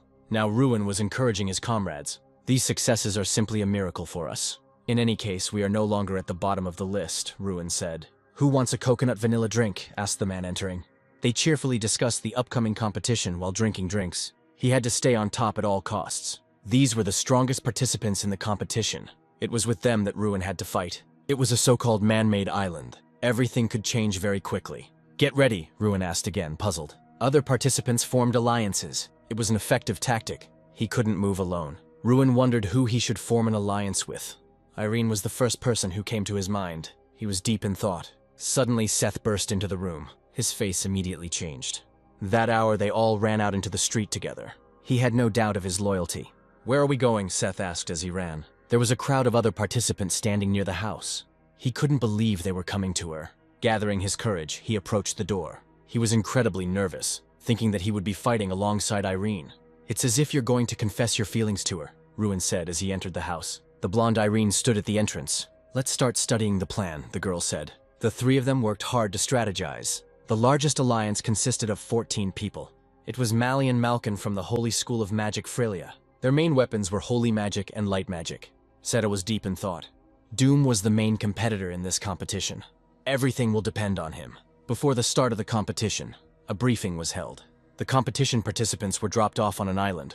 There was a tense atmosphere on the island. Seth peered into the distance, trying to make out the island. He decided to act alone, Ruin said. Together they entered the protective barrier. Each time it will become smaller and smaller. They ran forward, hoping to be the first to take the best places. Soon after the competition began, everyone became very hungry. Whose idea was it to set the traps? Irene reminded. A terrible explosion was heard in the distance. There's already a battle going on somewhere, Seth said. Confident in his plan, Ruin waited for his prey. The participants, with backpacks filled to the brim with food, walked without suspecting any danger. Many are tired of even bare feet on their backs. A strong blow hit one of them. He put all his strength into his punch. With quick movements, she was already about to strike. He was amazed by her strength. There was nothing else to expect from her. There was bewilderment on his face. They had no intention of retreating. On the contrary, they were preparing to attack. Each side made every effort to win this battle. Now it's Ruin's turn. Jumping from the tree, he was about to enter the battle. "How dare you?" blurted out one of the representatives. There was horror on their faces from what they saw. In panic, they fled. They used different methods of defense. Having created a fireball, he was about to throw it at the remaining survivors. Dodge came from the crowd. Seth, standing to the side, rejoiced joyfully. Ruin was going to finish them off. "Now it's 3 against 4, said the winner of the battle. Having intimidated the remaining ones with their warlike appearance, the trio secured their victory. The backpacks contained a lot of supplies that could be useful. A bright flash from the explosion illuminated everything around. "This is Doom Prime," Irene stated. Seth got goosebumps. Ruin knew that Doom was a strong opponent. Having found shelter, they settled in it. "The smell could give us away," Ruin said. "Everything is going as he predicted." "They went where you said," Irene stated. He knew where Doom Prime would go. Irene didn't agree with Doom going against the largest team. "How can he win on his own?" Irene asked. There was confusion on her face. Doom Prime received points for each player eliminated. He thought the same way he would have done in Duma's place. Of course, he wanted to attract the attention of the Dirty King. Ruin seemed too suspicious to her. It was getting dark, so it was decided to set up a watch. "Ruin, wake up. We have guests," Irene said quietly. "Just one?" Ruin asked. At this time, Seth was fast asleep on the bed. A silhouette of a man flashed across the street. Ruin prepared to meet the uninvited guest. As soon as he entered the house, he was immediately grabbed by the collar. "You!" Seth blurted out nervously. The prisoner squinted terribly from the light. It turned out to be a representative of the Column Academy, Callus. Seth checked to see if he was being followed. "When asked where your team is," the prisoner said, "Doom Prime." Suddenly, Doom Prime attacked them. A group of 6 people moved confidently into the depths of the island. Suddenly, Doom attacks them. He was only able to eliminate one. The rest went on the defensive. They fought bravely, but were attacked from behind by other participants. 2 tired fighters walked slowly through the forest. Suddenly, Doom appeared in front of them. He used good tactics, the captive said. Ruin pondered his enemy's strategy. He wanted to join their alliance. Irene and Seth considered his proposal. "How did you manage to escape?" Ruin asked. "Doom Prime leaves no chance for survival." At this moment, everyone became wary. There are 3 possible options. Ruin discovered something was wrong. Having learned the truth, he took action without wasting a minute. After the blow, the captive magically disappeared. They needed to get out of there as soon as possible. After leaving their home, they walked through the forest. "I think I know who did it," Irene said. "Chkurky excels at creating puppets. They were surrounded by enemies on all sides. Other teams will also declare a hunt for us," Ruin said. "The safe zone became smaller and smaller each time. We need to catch a pirate, muttered Ruin. A brilliant idea came into his head. "They fell for my puppet," Chkurky chuckled. He couldn't believe that his puppet had been exposed. He seemed to have no doubts. "It was just a train station, and that's all," Chkurky declared. Dalian began to think about how to get rid of his opponents. All 3 were problematic opponents. He was going to direct all his fighting power against them. "We'll be there soon," Dalian said encouragingly. Suddenly a fight began not far from them. Deciding that Ruin must be there, they headed towards the sounds of battle without a moment's hesitation. They raced at full speed to make it in time for the points division. They were trapped. Dalian aimed his arrow at them. "This isn't Ruin," Dalian said with fear. They watched what was happening from a tree. The plan worked 100%. "We must go there," Ruin stated confidently. Descending rapidly, they brought terror to the fighters. Dalian's team suffered losses. Full of determination, they were ready to fight. "I understand this is a temporary alliance," Seth said. Even when they united, there were fewer of them. Someone rushed past them like a bolt of fire. There could only be one. He dealt with his opponents in cold blood. They found his actions strange. His tactics were quite good. They fought to the last of their strength, but were still forced to flee. They needed to make their move. The battle was gaining momentum. Ruin's menacing appearance terrified his opponents. A violent tremor shook the earth. "I intend to end you myself," Doom declared. His eyes were seething with malice. Having said everything he wanted, he quickly walked away from the battlefield. There was an air of apprehension in the organizer's room. "Wasn't it he who said that 11 chosen children were better?" Theron said. To defeat Doom meant to win the battle. As always, he trained in the morning. There were only 2 of them left. He finally completed the task after a long time. When she woke up, she went out to see him on the street. There was freshly prepared food on the table. After a hard workout, he entered the house. A conversation started between them. These words excited him a little. Sitting at the table, they drank delicious tea. "Your approach to magic is unusual," Irene said. "Once they are integrated into society, they live in symbiosis." There were several options for paths for magicians. They had a warm conversation over a cup of tea. He didn't even think about his future. Up until this point, he was the last student in school, so there was no time to think about it. "I think a couple of ideas should come," Ruin said. "What about you?" Ruin asked. "Irene, you must become a great magician," they told her constantly. "I would like to fight Doom Prime," the girl stated decisively. Her eyes were full of determination. She was always second to him. "So be it," Ruin declared. She nodded her head cheerfully at him. They glanced briefly into the dark depths of the forest. They began to develop a new plan. The most daring ideas poured out. "We may be in danger because of the barrier." Everyone thought about their next strategy. Ruin was completely lost in thought. Suddenly, a stunning idea came into Ruin's head. He began to let his comrades in on his plan. They didn't fully understand him. He wanted to eliminate the main enemy, Doom Prime. He was always on the alert. "It cannot be ignored," Ruin said. "But where to look for him?" asked Irene. "He will take care of it." After the conversation, he immediately set out after him. Looking at the mini-map, he tried to find it. Soon he came to a lonely house. Shouting with all his might, he tried to lure Doom out into the street. A bright flash illuminated everything around. 2 sworn enemies looked at each other. He brought Duma to them. Doom didn't understand why he was brought here. "I won't be the opponent," Ruin declared. Irene Prius had to fight him one-on-one. "If you lose, the Dirty King will be disappointed," Doom said. Gathering her courage, she began the battle. That girl is insanely strong, but she always comes in second. She couldn't let him in on the details of her dream. After the victory, her life was supposed to change dramatically. There was a powerful explosion that shook the earth. There wasn't a scratch on him. They stood to the side and just watched. A counterattack followed immediately. At that moment, Ruin appeared and saved her. He made a promise that she would fight, but that she would be eliminated. That was not what they agreed on. Ruin could not lose a valuable comrade. He challenged Doom to a fight. Doom had no doubt in his powers. Harsh remarks were thrown at him, so Seth was furious. This is where everything was supposed to be decided. He had to win for his team. There was confidence and determination in his eyes. Doom was the first to attack. Having dodged the blow, he wanted to attack back. He was unable to dodge the second, more powerful blow. Wounded, he was not going to give up. Every movement caused him pain. He was a real swordsman magician. He dodged blow after blow. He had never had to fight such a strong opponent. He dealt with them without the slightest effort. Doom continued to strike blow after blow. His honor was hurting terribly. He was not going to give up even when he was mortally tired. He was going to end it. He used all his strength for this blow. The force of the blow knocked them off their feet. He hid behind a rock to avoid being eliminated. Gritting his teeth, he bandaged the wound. His gaze fell on the ring. He expected more from Ruin. Ruin decided to give him a last fight on this island. "You are certainly strong," said Ruin. "He can't just give up." Many believed in him. He was ready to be determined to defeat him. Doom didn't expect this from him. The conflict was gaining momentum again. At this time, it was as if he got a second wind. Doom rushed at him, intending to trample him into dust. And now he is approaching. Two sworn enemies stood face to face. Something had badly injured his collarbone. Ruin dealt a heavy blow to Doom. He intended to eliminate him from these competitions. Now all the superiority was on Ruin's side. He swung to deliver the finishing blow. He was able to eliminate Doom Prime, the strongest player. Seth was very scared by what happened.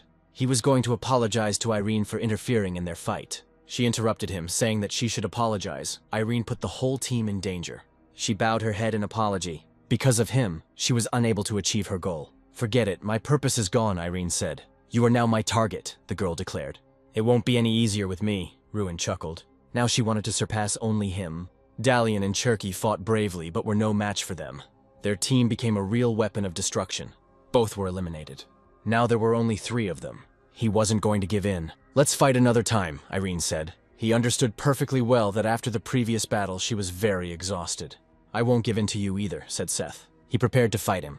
Ruin, with one movement of his hand, made Seth disappear. Joyful exclamations burst from the lips of his comrades every now and then. They raised their mugs to their representative. Someone's voice made him turn around. They couldn't miss Ruin's congratulations. She addressed him as you, which was funny to Ruin. Everyone behaved as before.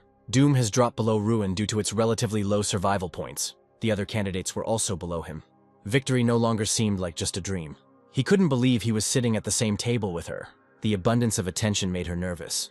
Shocked by defeat, he stood near his closet. Tired, he lowered his head. His sword was broken, as was his belief in his invincibility. He was unable to prevent his defeat. He was worried about what the Dirty King would think of him. "The Dirty King wasn't looking for me," Duma asked unexpectedly. He wanted to be alone. Obediently obeying him, they left. Joyful cries could be heard in the streets. The smile never left his face. It hurt his pride. "The competition hall?" the head asked with bewilderment. Joyful fans supported Ruin. Ruin walked into the arena with confident steps. The competition could be completed in any way. "How does it feel?" Malkiri asked. "Ruin's ahead," came from the stands. Ruin looked back happily in their direction and continued preparing for the competition. He is not going to be happy about this until the final results are determined. Doom was still strong and determined to go to the end. He had no intention of giving in at all. The command to get ready was given. He was going to use the property in this competition. Nobody understood why he was just standing there. He raced ahead of everyone. By this time, they had reached their first test. He wanted to form an alliance. A powerful explosion shook the entire area. Suddenly, Doom appeared in front of them and began to fight the monsters. He didn't understand where his sworn enemy could be. Cutting through the monsters, he moved forward at a rapid pace. Other participants also destroyed monsters, clearing their way. After the massacre, he stopped for a moment.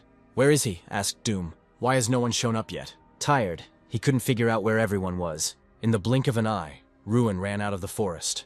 There was confusion on her face. Having defeated all the stragglers, he was ready for new battles. The stands were filled with more and more new guesses. After thinking it over carefully, he came up with a cunning plan. They were taken aback by this trick. Ruin dodges the blow while simultaneously thinking over his battle strategy. He rushes forward with great speed, not wanting to give his opponents a chance to attack him. Ruin knocks back multiple enemies in different directions. His opponents don't understand what's happening, and Ruin himself has stopped counting the number of those defeated. He catches up with Seth from behind, which surprises Seth greatly. Ruin lets Seth know that their battle continues.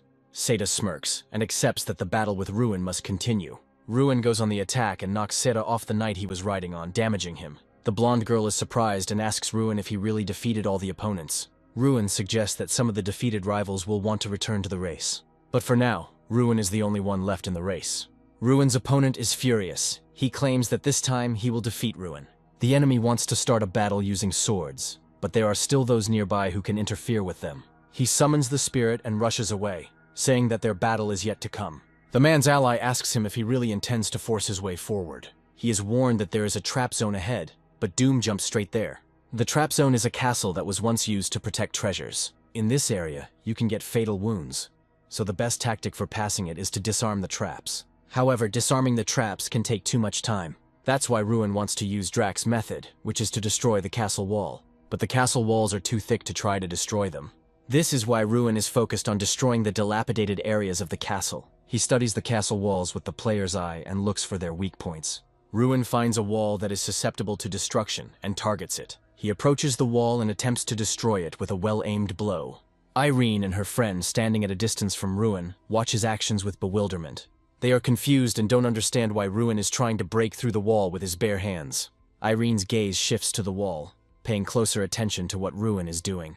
Ruin uses his powers to destroy the dilapidated castle wall. Irene smirks and tells her comrade that this is exactly what she expected from Ruin. Ruin enters the castle through the hole he made. His rivals are trying to take advantage of the opening that has formed, but Ruin doesn't let them do this, sealing the wall behind him. He rushes forward. Now it's just him and Doom Prime competing. But having rounded the castle, around the corner he meets Doom, who has entered the trap area through the main entrance. The guy riding a horse overtakes Ruin and Stran. It's obvious that Doom Prime was in a hurry. There's an arrow sticking out of his shoulder. Ruin is amazed by Doom's will to win. Is he really that eager to defeat him? The guy is racing at full speed, but the time to summon his spirit horse is running out. After the horse's spirit disappears, Ruin quickly breaks ahead, and no one can overtake him in a run. Doom is furious, raising his hand to draw his sword from its sheath.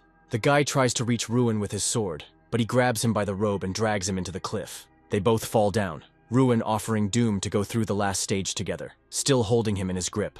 There is a scream. Both guys fall into the water, but Ruin emerges first. Ruin is pleased that Doom did not use magic to get off the cliff and lose his advantage. Ruin tries to get out of the water, but turning around at the glow behind him, he sees Doom, ready to use his magic on him. The guy freezes the river with magic, and Ruin finds himself in the grip of ice. Doom climbs out of the river, summons the horse spirit again, and approaches Ruin. Doom looks at Ruin with a sneer, bids him farewell, and rushes forward. Ruin tries to free himself from the ice by concentrating magic in his hand. As he rode on his horse, he wondered how Ruin could drive him so fast. Doom kept looking back, realizing that they were approaching Altane's stadium. Ruin understood that there were no more obstacles in his path, and all he could do was run forward. Already in flight, holding his fist up to strike, Ruin offered Prime a rematch, to which he simply growled. Gritting his teeth, he grumbled that it was not in his current state. The spectators are perplexed. No one can understand who won and what is happening there. One shouted that someone was approaching through the gate. A horse appeared at a gallop in the gate. The onlookers in the stands were shocked, wondering where the horse came from and why there was no rider. And then the sharpest eye saw someone on the screen. Ruin stands over the fallen body of Doom Prime. Laughing at the defeated one, he realized that he had overdone it in passing the obstacles, and the other one was moving uncertainly. Here, Ruin remembered how Doom himself warned that one shouldn't think about this during the competition. The enemy is defeated. Ruin goes away. The results were announced, and he won and became the first. For him, this was the end of the competition. The stands rejoiced with happiness, shouted and admired him. This victory reminded him of how much he had suffered before, how others were happy and joyful, but not him. But now these encouraging cries were like balm to the soul. They watched the arriving guests from the window and wondered who they were. Ruin looked thoughtfully at the guests. And I understand that they are all here because of him. He was so bored he almost fell asleep. He wanted to go back to school. A beauty appeared before him, and it seemed to him that he knew her. The chair next to him was free, and Irene sat down. They began to pleasantly discuss why no one had spoken to him. Ruin assumed that he was dressed incorrectly, but she couldn't take her eyes off him. She coquettishly agreed. No one hid the fact that everyone had gathered to see Ruin. But what was more interesting was why no one had spoken to him. Irene assumed that someone had already laid eyes on him first. The strongest lord must speak to the winner first, so no one wants to speak to Ruin. The bearded man announced that the party was starting and all persons should follow him. All that remained in the room was a table set with delicacies, as if for an emperor. Everyone sitting at the table understood that all this was just a cover, and that there was an analysis of the weak game ahead. Ruin didn't understand what was happening. He thought that there would be only one king, but there were two places for important persons. Seeing the king, everyone bowed. From excitement, Ruin added. My lord then realized that something was wrong. The king missed someone. He turned and asked if he was in the way. A stately man in a hat stood silently. Ruin looked at him, completely confused as to who was in front of him. The entire crowd suddenly fell to their knees at Ruin. He was confused and did not understand what was happening. The king realized that Ruin was defeatable because he was the most capable among the students. The father is very upset and no longer wants to call them his children. Bowing his head, he promised that no one would see his weakness again. In response, the king noted that being in second place was simply an illusion created by people. Feeling uncomfortable, Ruin understood that this banquet was simply a punishment for the losers. While drinking wine, the person in the hat kept his eyes on Ruin. Even though he was not the first son, it was only thanks to his knowledge and intuition that he became the only heir. This is the very person who has all the qualities to be perfect.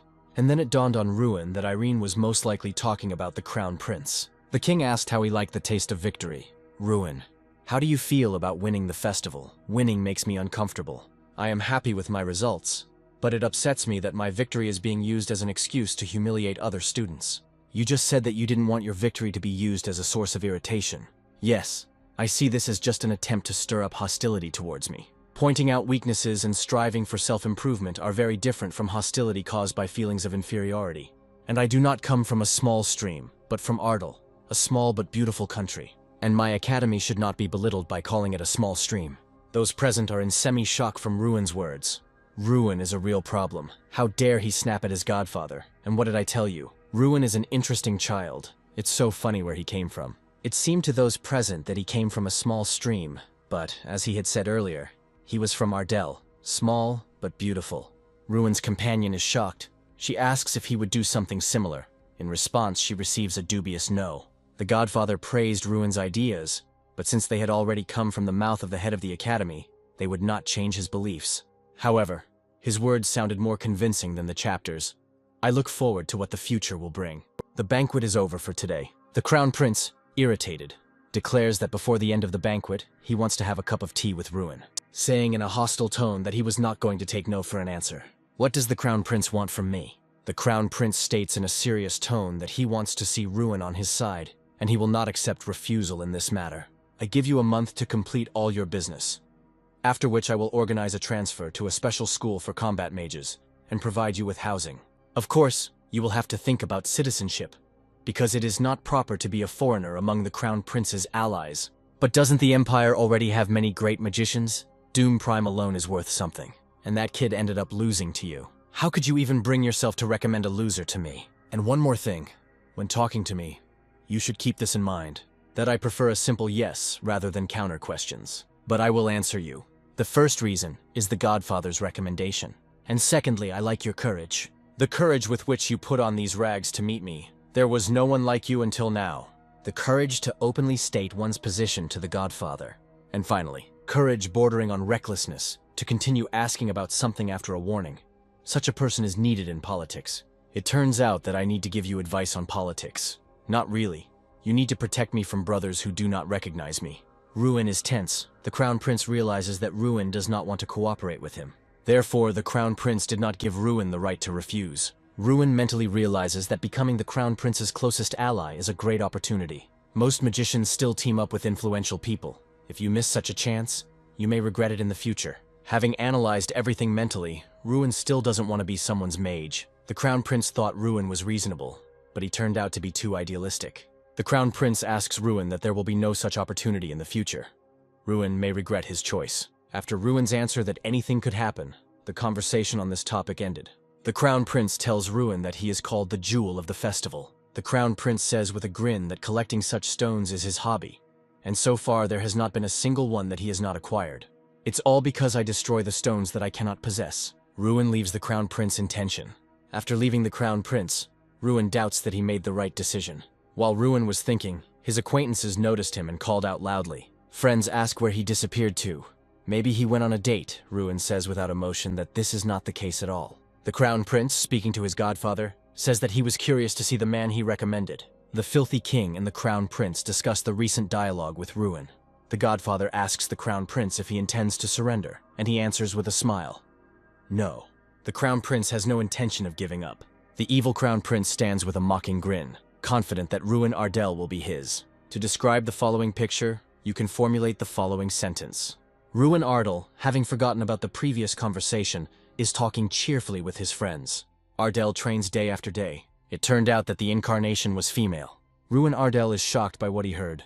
The incarnation is angry at Ruin for never asking him about this. Ardell recalls that they were sitting together in the bathroom. Ruin asks with a serious look that she has already seen everything. The incarnation admits. Ardell resigned himself and went, the incarnation running after him. Ruin sees off his friends. It seems it's time for him to go too. Ruin and his companions sit and wait. Ardell recalls that the escort asked him to address him as Street Cat. Even with the help of the player's eye, Ardell was unable to discern his characteristics. It seems he is at least on the same level as the professors of the academy. The alley cat briefly briefs Ruin Ardell on the plan of action. Ardell asks the Street Cat not to address him as you. The escort objects, and he continues to talk about the plan. In his story, he says that Ardell must choose an artifact. Ruin is at a loss. The guide tells that Ardell can leave without the artifact at all, because he must choose the item. Ardell comes up with a hypothesis that the artifact may have consciousness. The guide continued and said that Ardell would be assigned a mission. This will be a debut. Ardell selects a mission from the list. Something about this list caught Ardell's eye. Ruin Ardell and his escort arrived at the Crown Prince's residence. The attendant said he would wait at the door to the hall. And so, Ruin Ardell opens its doors. The Crown Prince stands right in front of him. Ruin Ardell received 10,000 gold prize money from the Crown Prince. Ardell leaves the Crown Prince, and he hurries to move on to the next point in his plan. The Tower Master is waiting for him. The Street Cat asks Ruin if he is finally going to take that mission. Ruin Ardell answers in the affirmative. Ardell at the Tower Master. The Tower Master greets him. The Master already knows that Ardell has chosen a difficult mission. He tells Ruin that he could have taken the mission easier. However, he prefers to go into the lifeless wasteland. Ruin consults with the Incarnation. The Incarnation offers Kingram's homeland as its first mission. This is the place where Draca lived for 100 years. Sky Mountain is a place where ancient ogres are rumored to live. However, no ogres live there anymore. It tells the story of a mountain where ogres once lived, but they all died in the Great War, except for the artifact of Kingram. After the disappearance of the ogres, the area became a lifeless desert, and the search mission in that area was assigned the highest difficulty level. No scientist or magician has been able to unravel the mystery of the barrier that gave it the highest level. Ruin is interested in the mountain. The professor thinks that Ruin is interested in the hypothesis about this mountain. Ruin is tense. It turns out that the destroyer of worlds, the dragon, lived in those lands. Ruin does not reveal the real reason for his interest in the mountain. It turns out that the reason is not increased complexity, but a mystery. Ruin is confident that he can solve this mystery. The professor is not confident in his student's abilities. Ruin learns the reason for his professor's recommendation to the Crown Prince. The professor wanted to leave it to the Revadane. The professor guesses the reason for the interest in this mission, but he does not perform Nika actions but decides to observe. Ruin begins to doubt his abilities. He's not sure he'll be able to find out anything. Mishka supports Ruin. Mishka says that Ruin has abilities that exceed human capabilities. Voka comes to Ruin. A delightful boar and a street cat arrived. Mishka doesn't understand when they ended up on the farm because of the way they were treated. The cat and the boar are calling, Ruin, go with them. They all head to the artifact room. The boar and the cat talk about the room of artifacts and their meaning. They are heading to Zone A. It turns out that you can only go into Zone X in the event of a special event, and that even the Emperor is not allowed there. They are in Zone C, and Ruin starts choosing. Kaban says that they only collect items of good quality. Ruin is surprised by the quality of the sword. Ruin finds a book that is over 100 years old. There are many good books in Zone C. The Tower Master gives his charges these books to read, but they are not allowed to take them home. Ruin heads to Zone A, but none of the artifacts reacted to it. It turns out that there were cases when no artifact chose anyone, but extremely rarely, Ruin is at a loss. If you are allowed to visit Zone A, you can attract the attention of several artifacts. Ruin is sad that all the items refused him. Mishka actively supports him. Ruin is surprised by his answer. Mishka believes that these items are treasures for people, but there are no valuable ones in this place. Mishka points to the door leading to Zone X. Ruin and Mishka suggest that there may be artifacts made by the dragon. Ruin does not despair and looks for an artifact in Zone A because access to Zone X is closed to him. A strange green light comes from the door of Zone X. Everyone is surprised. The boar shouts that a special event has happened for the first time in 56 years. The cat tells the professor that Kunhan's tooth reacted to Ruin. The cat confirms the words of the Tower Master. The professor speculates that Ruin may be next to take the throne. In Zone X, there are 3 artifacts, differing in power level. Thanks to Kunhan's tooth, Ruin can stand on the top. A magician in black robes lights his way with a staff. He takes off his hood and charges the spell with confidence on his face. His enemy shows no signs of anxiety. He is completely calm. Great artifact, Kunhan's tooth. The magician, sitting in a luxurious chair, ponders over a plan. He communicates the order of the plan to his subordinate. He thinks about the protection of Kunhan's tooth and how he can deal with it. The magician freezes for a moment when he remembers something. He remembers Ruin, who is a great option for this task. He orders to find Ruina and give him the orders from the magician. A sign at the tavern where you can meet Ruin. A man sells tickets for a bag of coins. Ruin is not at all surprised by his assignment. He is interested to learn about the plan. The magician's subordinate tells him the plan to steal Kunhan's tooth. The subordinate tells Ruin about guarding this artifact. Ruin was very surprised by what was said. He accepts this assignment. The mage's subordinate tells him that this is a very important task, so it was entrusted to Ruin. The gates of a huge, well-protected castle. Entering the castle grounds, Ruin saw 3 goblins in armor. Being as calm as possible, Ruin prepares for battle. There is a slight uncertainty on his face, but the bear supports him. The building of the bar where everyone drinks. 3 drunk men raise their mugs of ale, pleasure on their faces. A large man with an evil grin on his face approaches Ruin. To avoid causing any damage, Ruin avoids conflict and leaves. He meets his friend fast asleep on a bench. Ruin wakes him up and starts a conversation with him. Empty pens where horses should be. Ruin approaches the owner, hoping to buy a horse. But the owner is upset and says that he has no more horses. The hero himself is a little upset, and the bear cub on his shoulder laughs at him. The owner suddenly remembers where Ruin can find horses. The owner tells the hero where he can find them. Ruin feels uneasy about what was said. He remembers the words of the subordinate magician and his task. With a small grin on his face, he talks to his teddy bear. An unknown hooded man eavesdropped on the conversation between Ruin and his friend. His acquaintance is rushing furiously towards Ruin. He looks at the shining coin in Ruin's hands with great surprise. Ruin kneels down, preparing for his task. He set his mind to his task with confidence and a small grin. Ruin remembers the magician and his teacher. Huge mountains reaching up to the clouds. There is a huge sense of self-confidence in Ruin's gaze. He meets a worker in the building who looks very timid and starts a dialogue with him. Ruin listens to him uncertainly, and the bear cub looks displeased. The worker tells something with a smart face. What was said left Ruin in shock. He and the bear cub think about everything that was said. An unknown enemy is driving people crazy with his abilities. Ruin walked up the stairs and thought. He came to the conclusion that he had underestimated his opponents. They might know that he knew about the surveillance. He walked into the room and noticed a note hanging above the bed. In it, they addressed him, explained that they did not intend to cause harm, and asked him not to try to find out their identities, but simply to continue the mission. Despite his rather peaceful way of making himself known, Ruin was angry at his opponents, angry at their brazen attempt to threaten him.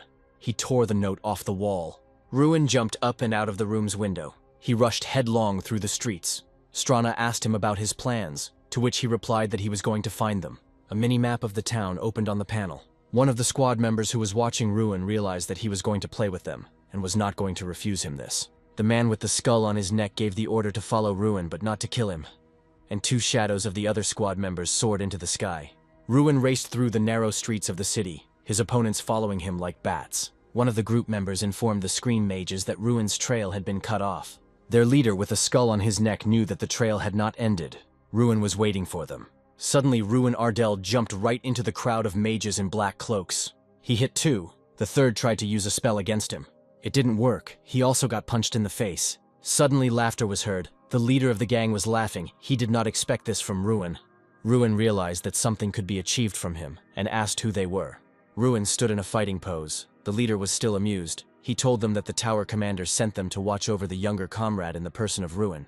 Suddenly, he became serious, said that it was nice to see Ruin's abilities, and tore up some paper. He leaned back and disappeared. One of the fallen members of the group lay on the ground, his hood down, so Ruin could see a skull tattoo, the kind he knew the corrupted mages wore. The corrupt mages are a secret group that only does dirty work. All that is known about them is their name, and the presence of a tattoo of a skull with blue flames. What they do, how strong they are, or who their leader is, no one really knows. The country asked Ruin what he thought after the skirmish with them. Ruin had mixed feelings. The members of the group seemed weaker to him than even the festival representatives. The only non-ordinary enemy was the mage who managed to escape. He used a 6th class spell. Ruin knew that he would continue to pursue him. Ruin had a plan. First, he had to make this man appear in front of him. The next day, Ruin went to Heavenly Mountain. The path was so long that it seemed endless to Ruin, but he felt that he was close to his goal. The power circle inside him cannot calm down. He stood in front of the magical wall, finally reaching his destination. Ruin sat down tiredly, leaning his back against the magical wall. He didn't know how to get somewhere that wasn't a building. He tried to understand what the country's phrase meant about a mindset that was not like a human's, because that was the only way to pass the barrier. Ruin began to think that any person would think that the barrier should simply be destroyed, but it was impossible to destroy it in a human way. But what about the ogres? Ruin suggested that he could call the ogres to destroy the wall, but there were no more ogres on Sky Mountain. The country was glad that they had at least come to some kind of idea. Ruin knew that all the ogres of the Heavenly Mountain had died, but that was just the opinion of the people. The country reminded Ruin that his ability was not to confirm or prejudice, but to destroy. Ruin put his hand on the barrier and spoke to the one who was not visible. He said that he came to give the tooth of the leader Kunhan. He stood leaning against the wall and asked if anyone could hear him to open the door. Suddenly, a bright flash blinded Ruin. The entire time, he was being watched by the escaped gang member. He saw Ruin pass through the barrier and was amazed by it. He followed Ruin to the barrier, but it was already closed. Suddenly, Ruin's fist, which extended from behind the wall, hit the magician and he flew away from the barrier. This time, he won't be able to escape. Ruin cast a binding spell at him. The magician, bound by green tentacles of magic, lay on the ground. Ruin won the game. The magician fell into his trap. Jumping over Ruin, the green ogre lands on the tied-up man and smashes his head. Then he stands up, looks at Ruin, and asks with a threatening voice who he is. Strand warns Ruin that the ogre's minds are closer to those of animals. Ruin passes through the barrier of the Heavenly Mountain. The other ogres sniff Ruin, trying to figure out what the human is doing here. Strand once again reminds that ogres do not know what human morality is. Ruin thinks that he has not been touched yet, only because of Kunhan's tooth. The chief ogre says that they have come. This is the Heavenly Peak. Ruin asks if there is another peak, but he quickly realizes that this is not a mountain at all, but another giant ogre. The gray ogre introduces himself as Chieftain Harhan. Ruin notices that he is significantly larger than the other ogres. Harhan greets him as a guest and asks who he is. Ruin replies that he was chosen by Kunhan's tooth. Despite Ruin's confidence, Harhan believes that he is lying. A human cannot handle such power. Then Ruin shows him the tooth. Harhan feels the power emanating from Ruin. Ruin confirms with confidence that he is indeed strong. Harhan repeats his question, to which Ruin essentially replies that he is Dracagonia, a name that once belonged to someone who lived on this mountain. Harhan is surprised by this confession. Harhan immediately asks how Ruin knows this name, and gets an answer from Kingrim. Harhan is again surprised to hear that Kingrim is still alive. Ruin explains that he is alive, but is now an artifact of the Academy. Then he clarifies that they were genuinely interested in who he was, and he adds that he was chosen by the Tooth of Kunhan and inherited the power of the Destroyer of Worlds, Drac. After this, he introduces himself in full, Ruin Ardell, and he asks if they are ready, knowing all this, to give him over to be eaten by the eagles. Harhan answers no with a smile. Ruin finds himself at the table, but the other ogres are not as friendly as Harhan. Strand notes that if Ruin wants to be accepted as an equal, he will have to prove it. Strand notes that strength can be proven in arm wrestling when the first ogre comes out to Ruin. He introduces himself as Omarush, son of Omaruhan. Ruin, looking at his huge opponent, wonders if there was a mistake. Omarush places his elbow on the rock as the crowd chants for the man to be crushed. Ruin asks Strand if he will be fed to the birds if he is defeated. She replies that she does not know. The size of the enemy frightens him, but he came prepared. A fight between a man and an ogre sounds absurd, so he took an artifact that increases physical strength. Ever since he got the Kunhan tooth, his power has increased by 1,000. Now the strength reaches 3,520, which means victory is possible. Omarush notices that Ruin's hand feels different, but there will be no concessions. Ruin accepts the challenge and confidently says, "Try to defeat me once and for all." The ogres in the crowd are surprised that he withstood Omarush's onslaught. Considering this to be his last attempt, Ruin puts everything into it. Omarush still wins. He is officially declared the winner. Ruin remains lying on the table, a little upset that he lost after giving it his all. He wonders if he will now be sent to be eaten. Omarush admits that Ruin has held his power for a long time. Ruin thanks him for the recognition.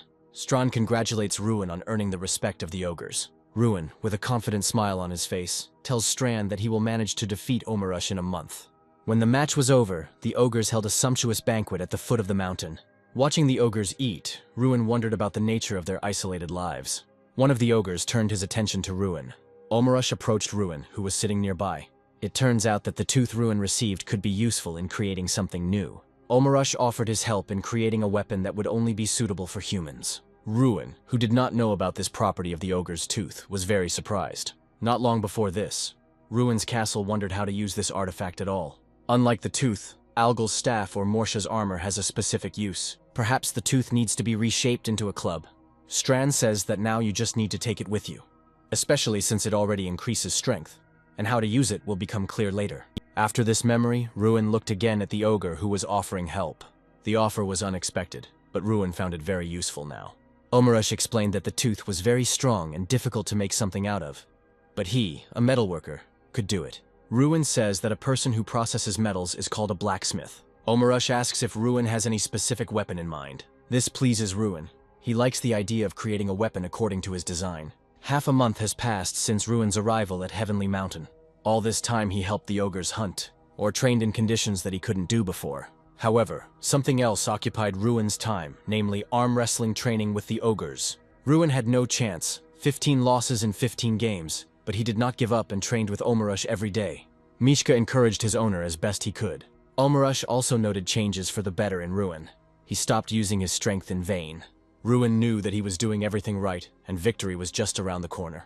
He had a goal to defeat Omarush, and he was going towards it, although Omarush himself was confident that the man had no chance against him. A few days later, Ruin finally defeated Omarush for the first time. It was a very joyful event. Ruin jumped up from the huge stool on which he was sitting and screamed with happiness. Omarush doesn't seem angry about his loss. Rather the opposite. He was once for Ruin. Omarush called Ruin by his name for the first time, and not just a person, which surprised him greatly. Omarush told Ruin that he was ready and called him to follow him. It turned out that the weapon that Omarush had been making for Ruin had long been ready. He didn't give it away on purpose, waiting for the moment when Ruin would win. Ruin thought about what would have happened if he had never won. The ogre extended a huge green hand to Ruin. Inside was a pair of gloves made from Kunhan's tooth. Ruina put them on. The gloves were created by splitting a tooth into 10 pieces and attaching them to his knuckles. It was the perfect weapon for such a mage. Omarush was interested in Ruin's opinion about his work. He said that he had specially adjusted the form to the customer. Ruin felt an incredible surge of strength. The increase was equal to 2,000. In this regard, Ruin asked Omarush to gather all the warriors of the Heavenly Mountain to compete with them. The ogres were not very happy with this insolence of Ruin. It hit their pride. However, they were inspired to participate.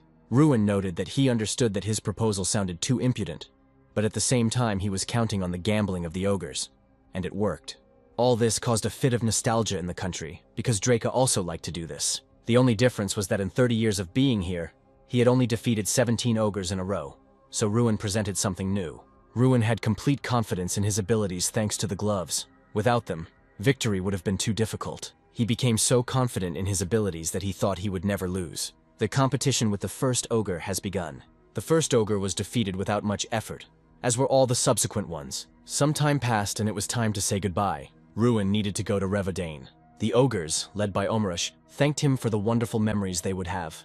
Ruin extended his hand to Omarush, who was surprised that Ruin wanted to compete again, even despite the large number of victories. But Ruin did not challenge him, he wanted a handshake. Ruin explained that shaking hands is a human way of greeting each other, or more importantly, a gesture of seeing each other again.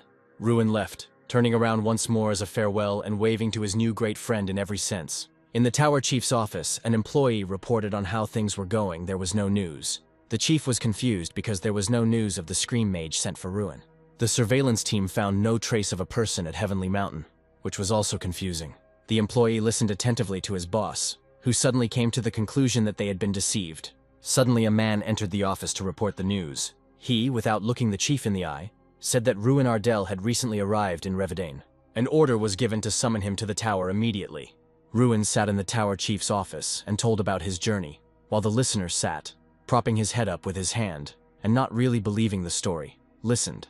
Ruin reported that the barrier was too strong, and it was not possible to get through it, to which the tower commander chuckled incredulously. The tower chief directly admitted that Ruin was a bad liar, which surprised him. Somehow, the leader already knew that Ruin had become the magician chosen by Kunhan's tooth. It also coincided that the mission he chose concerned the search for the ogre's homeland. Ruin's mask was destroyed, and he asked without hesitation whether he was being followed.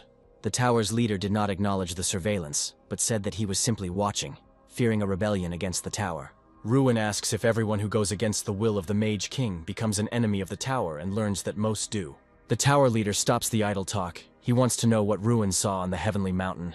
With a mad look, he presses on, asking if the first ogres are still alive. Ruin walks out of the tower, breathing a sigh of relief. The leader understands that Ruin will not tell the whole truth, so he asks for at least a non-obvious lie. Even though he can look into his memories, Ruin knows that he won't do that, won't look into his thoughts. Pride will not allow the great king of magicians to stoop to such a level, especially with an ordinary student. The king is surprised by the audacity, and Ruin can hardly be called ordinary. No further questions were asked. Ruin's mission was supposedly a failure, and he was sent back to the academy. Ruin was pleased with himself, and the fact that his ploy to play on pride had worked as intended. Ruin knew he was walking on a knife edge.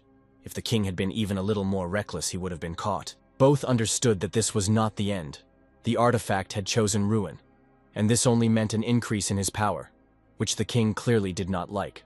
The king will be watching closely, but for now, Ruin and Strand could breathe a sigh of relief and quickly get away from the tower. Ruin had barely left the train when he was immediately congratulated on his victory at the festival. The academy students picked him up and began tossing him up, shouting congratulations. When Ruin finally entered the room, Jason dropped a heavy box containing a pile of letters addressed to the winner onto his desk. The letters lay in the box in a huge illegible pile. It turned out that these were not all of them, but only those sent recently. The ones that came earlier were kept in the closet that Jason was just about to open. He pulled the handle on the closet door, and a giant avalanche of paper fell onto the floor. Ruin began to sort through the letters. He even found a very flattering letter from the prince himself. The prince thanked Ruin for rejecting the crown prince's offer, and addressed him as a close friend, although they were not acquainted. Jason was rather skeptical about such pleasantries. Jason asked Ruin what he was planning to do during the upcoming holidays. The answer was not very comprehensive. Ruin said that he would conduct them differently than before. Ruin found himself lost in his thoughts on his way home. He hadn't been there for almost 5 years, always staying in the academy dorm during the holidays.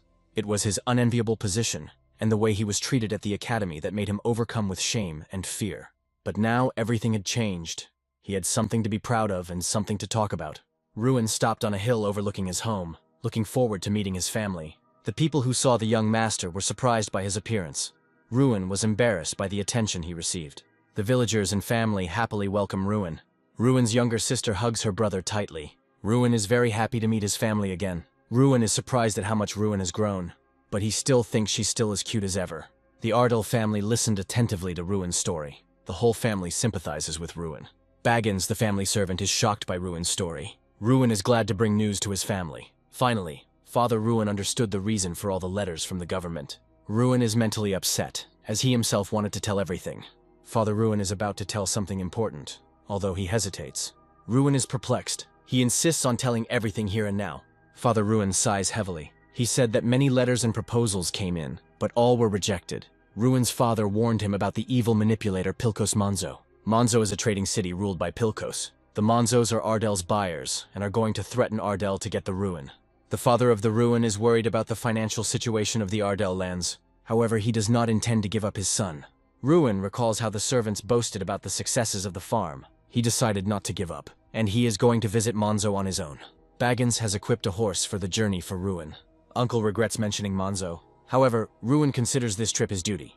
Baggins asks Ruin to try his best. He reported that Ruin's father was hiding financial problems from his servants, even paying for the shortfall from his own funds.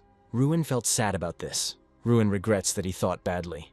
Now he understood why his father had endured in silence. Ruin knows that his father was worried about more than just himself. He understands that his father loves his lands. Ruin asks his uncle to give the box to his father. The box contains 10,000 gold coins. Ruin gave away the prize from winning the festival. Ruin wanted to buy territories, but prosperity in his native land was more important to him. Baggins says buying land is problematic now. He is shocked by Ruin's proposal. Ruin is going to clear the desired territories, and also wants to take over the Wolf Hills, and take away for you the Plain of the Mud people. Ruin suggested hiring warriors to clean up and then rent out these lands for profit. Baggins thought it was a good idea. Ruin set out on his journey, and he galloped forward at full speed. Morzo is a prosperous town. His landlord Pilkos Morzo is surrounded by various rumors. Ruin understands that he must be on guard. Ruin arrived in Morzo and introduced himself to the guards. They responded to him with laughter. Ruin was perplexed. He is shocked by the way his family is treated. The guards gathered to drive Ruin away, but he's not going to give up. He does not agree to accept this and wants to respond. He braced himself for impact. Ruin attacked one of the guards. Lord Pilkos appeared unexpectedly. He recognized Ruin. Lord Pilkos flattered Ruin sarcastically and bowed. Ruin answered the Lord rudely, and he suggested not to raise his head since the Lord regretted the attitude of the guards. The Lord praised Ruin's straightforwardness. Ruin complained about the guards. Ruin showed that he was unhappy with the way his family was treated. Pilkos saw that the guards were lying on the ground. This made him very angry. The Lord offered Ruin to behave freely, but considered him a rude person. In response, Ruin once again taught the guards a lesson. Pilkos didn't expect this. Ruin was tired of waiting. He told the Lord to invite him inside. Once inside, Pilkos said that he was collecting stuffed monsters for decoration. The Ruins found them creepy. Pilkos agreed that people's tastes differ. Ruin did not understand the Lord's passion. He thought that the Lord wanted to intimidate him. Pilkos offered Ruin tea. Ruin refused. Stran realized that they were being tricked. Ruin answered the Lord, and he poured out the tea, thinking that it was poisoned. Lord Pilkos stated that he was not hostile. Pilkos wants friendly relations. He said he considered his threat an offer. Ruin was angered by this, so he abruptly refused Lord Pilkos. Pilkos pretended to be upset, so he began to threaten to lower the prices of goods from the Ardell lands. Ruin stated his condition, to return the price. Pilkos was rude to Ruin. The Lord reminded him of his own words about worship. And I remembered that magic is prohibited for students outside of school. A crowd of guards burst into the room. Ruin prepared for battle. Pilkos gave the order to attack. Ruin shouted that the Lord was mad. Ruin understood the greedy nature of Lord Pilkos. Ruin quickly rushed into the attack. Gathering all his strength, he flicked the tongue. The knight was sent flying. Ruin used the unique skill Chieftain's Will. Everyone was surprised by the appearance of unknown smoke from the guy. Pilkos Monzo was shocked by what he saw. A majestic fire spirit of incredible size appeared behind Ruin. The knights realized that if they stayed, they would die. The knights fled in fear, but Ruin didn't let them escape, blowing up the entire estate. Monzo watched as the collection he had dedicated his entire life to burn. Ruin wondered if that was really all he cared about right now. It's time for Monzo to pay the price. Now he must compensate the Ardell family for all losses. Pilkos was shocked by the compensation conditions, but young Mr. Ardell gave him no choice. The issue with Monzo has been resolved. Ruin headed back to Ardell. On the way, he met an unexpected guest. It was Lady Irene. 2 months ago, Ruin was bored and wondering how to leave a banquet. Lady Irene unexpectedly joined him. She was worried about Ruin and was glad that the banquet passed without incident. Ruin could not remain silent in the face of insults. Irene asked if Ardell was really beautiful. With joy on his face, Ruin advised me to drop by for a visit sometime. Irene trusted Ruin's words, but Ruin never thought that she would actually come. Sister Ruin was furious. Ruina began to interrogate about their relationship with Irene. She volunteered to show Irene around. Ruin felt awkward that his sister was jealous of Irene. Lord Ardell wanted his son to be honest with him about his relationship with Irene. He was disappointed by Ruin's negative answer. Now the Lord wanted to discuss other matters with him. Baggins brought a box of money. Lord Ardell cannot accept them. He believes that this is Ruin's personal money, not Ardell's. The Lord understands that even though Ruin is from Ardell, he still has other concerns. Ruin knew deep down that his father had done this out of concern for him. He was hurt by this situation, but Ruin insisted on using the funds for the benefit of Ardell. The Lord was deeply surprised by Ruin's desire to be like him. Begel considered that the young master had the right to know that all this time the Lord had been giving away his personal funds. The Lord condescendingly scolded Begel for his initiative. But whatever the intentions, the Lord could not accept the money. He still had 3,600 gold pieces left. Ruin secretly gave the money to Begel, but the Lord accepted only part of the funds. They are puzzled as to why the Lord is so adamant. Begel said with a smile that this was Lord Ardell. Ruin boasts of his estate. Ruina wants to introduce her brother to Lady Irene. Ruina leaves her brother and Lady Irene in a hurry so that they can be alone. Lady Irene is clearly confused as to where Sister Ruin is going in such a hurry. Ruin clearly understood his sister's hint and takes matters into his own hands. Lady Irene is jealous that she doesn't have a younger sister. Lady Irene is an empath. Ruin wants his territory to prosper. Ruin has nowhere to spend money. Lady Irene admires that Mr. Ruin is so responsible. Lady Irene is jealous. Ruin tries to make amends with his questions. Irene's manipulation worked. She captured Ruin's attention. Irene clearly travels a lot. The ray at the end of the tunnel is the answer to all questions. Ruin clearly needs a scythe to get through this forest. The fairy tale about the wolf was true in childhood. The geographical location of Ardell is of great importance. The route through the mountains helps traders to shorten their journey. Ardell wants his territories to become independent. The main character finds a solution to all his problems. Lady Irene is very smart. A man thought, a man did. Ruin made a good impression on Lady Irene. There are always difficulties along the way. The state of Ardell has a low economic situation. The idea of how to enrich the state of Ardell has existed for a long time, but it is impossible. Ruin, like no one else, understands the meaning of the proverb, "If you suffer long enough, something will work out." Ruin clearly came up with a plan to open a new trade route. The father is clearly pleased with his son's persistence. If you don't try, you'll never know. Lady Irene overheard the conversation. Erin revealed her cards. Irene is a swindler. Ruin didn't expect Lady Irene to be so brave. Lady Irene hints that they are both good and will achieve their goals at any cost. Erin is clearly indicating what a bad boy he is. Ruin always saw things through to the end. Compared to Ruin, she's still a good girl. The criminal couple has been found. Rock climbers Ruin and Irene are ready to conquer the mountains. Thanks to Irene's skills, it was possible to find the right place without any problems. Rules are made to be broken. If you don't break the rules, you won't survive. Irene's compass was clearly broken. Thanks to Ruin's skills, they defeated a pack of werewolves. Ruin clearly forgot about improving his skills. For defeating the werewolves, a prize is given. Fire, like a magic ball, which will show the right way. The main characters have come to the end of their journey. Ite Lake is a state larger than Ardell. There are no kings in this city. 8 trade guilds rule everything. The city, by the way, is simply the king of trade on the continent. Ruin and Irene decided to go into the Hall of Gold. The guard immediately asks, "Do you have an appointment?" Ruin politely asks him to pass on the message, but he starts saying that he needs to submit papers and wait for approval. But Ruin does not tolerate it. "Ruin Ardell has come to you," he interrupts sharply. And Irene Prius adds. The guard froze, wondering if this was the same Ruin, the winner of the festival. He quickly apologizes for not recognizing him. They walk inside, and it's immediately clear why this place is called the Hall of Gold. The guard escorts them to the white ceremonial doors. Ruin chases away doubts as he goes. He is here for a fair deal. Opens the door and introduces himself out loud. "Glad to see you. I am Ruin Ardell." There are 8 serious looks at the round table. All as one. He and Irene sit down, a little tense, until one of the guild members remembers them from Alten. The same one asks what brought the magician of the next generation to our distances. Ruin mentally notes that winning the great festival allowed this conversation to happen. Other members of the round table say that it would be good if it would benefit their guilds. Ruin calmly explains that he came to discuss trade between Ardell and Ite Lake. The country quietly whispers that you have cooled their ardor a little. Representatives begin to remember where they have already heard the name of these lands. One of them says that the lord from there had already come before, and they had unanimously refused him then. The reason is that the offer was one-sided and completely disadvantageous. After that, they declare that there is nothing more to discuss. Ruin notes to himself how quickly they change when their interests are touched upon. Neither the status of a mage nor the victory in the festival mean anything here for them. He is just the next lord of a poor region. A young provincial who allegedly tries to extort money from them. He calmly clarifies that this means their decision is the same again. Then he says it's sad to hear a refusal before he's stated the terms. And he puts bags with 30,000 gold coins on the table. Representatives are shocked to see such a quantity of gold. Ruin confidently asks if they have any reason to continue the conversation. There are no kings in this city. 8 trade guilds rule. Ruin reminds that he came with the aim of establishing trade relations. On his way here, he had to face many difficulties. But if it works out, it's worth it.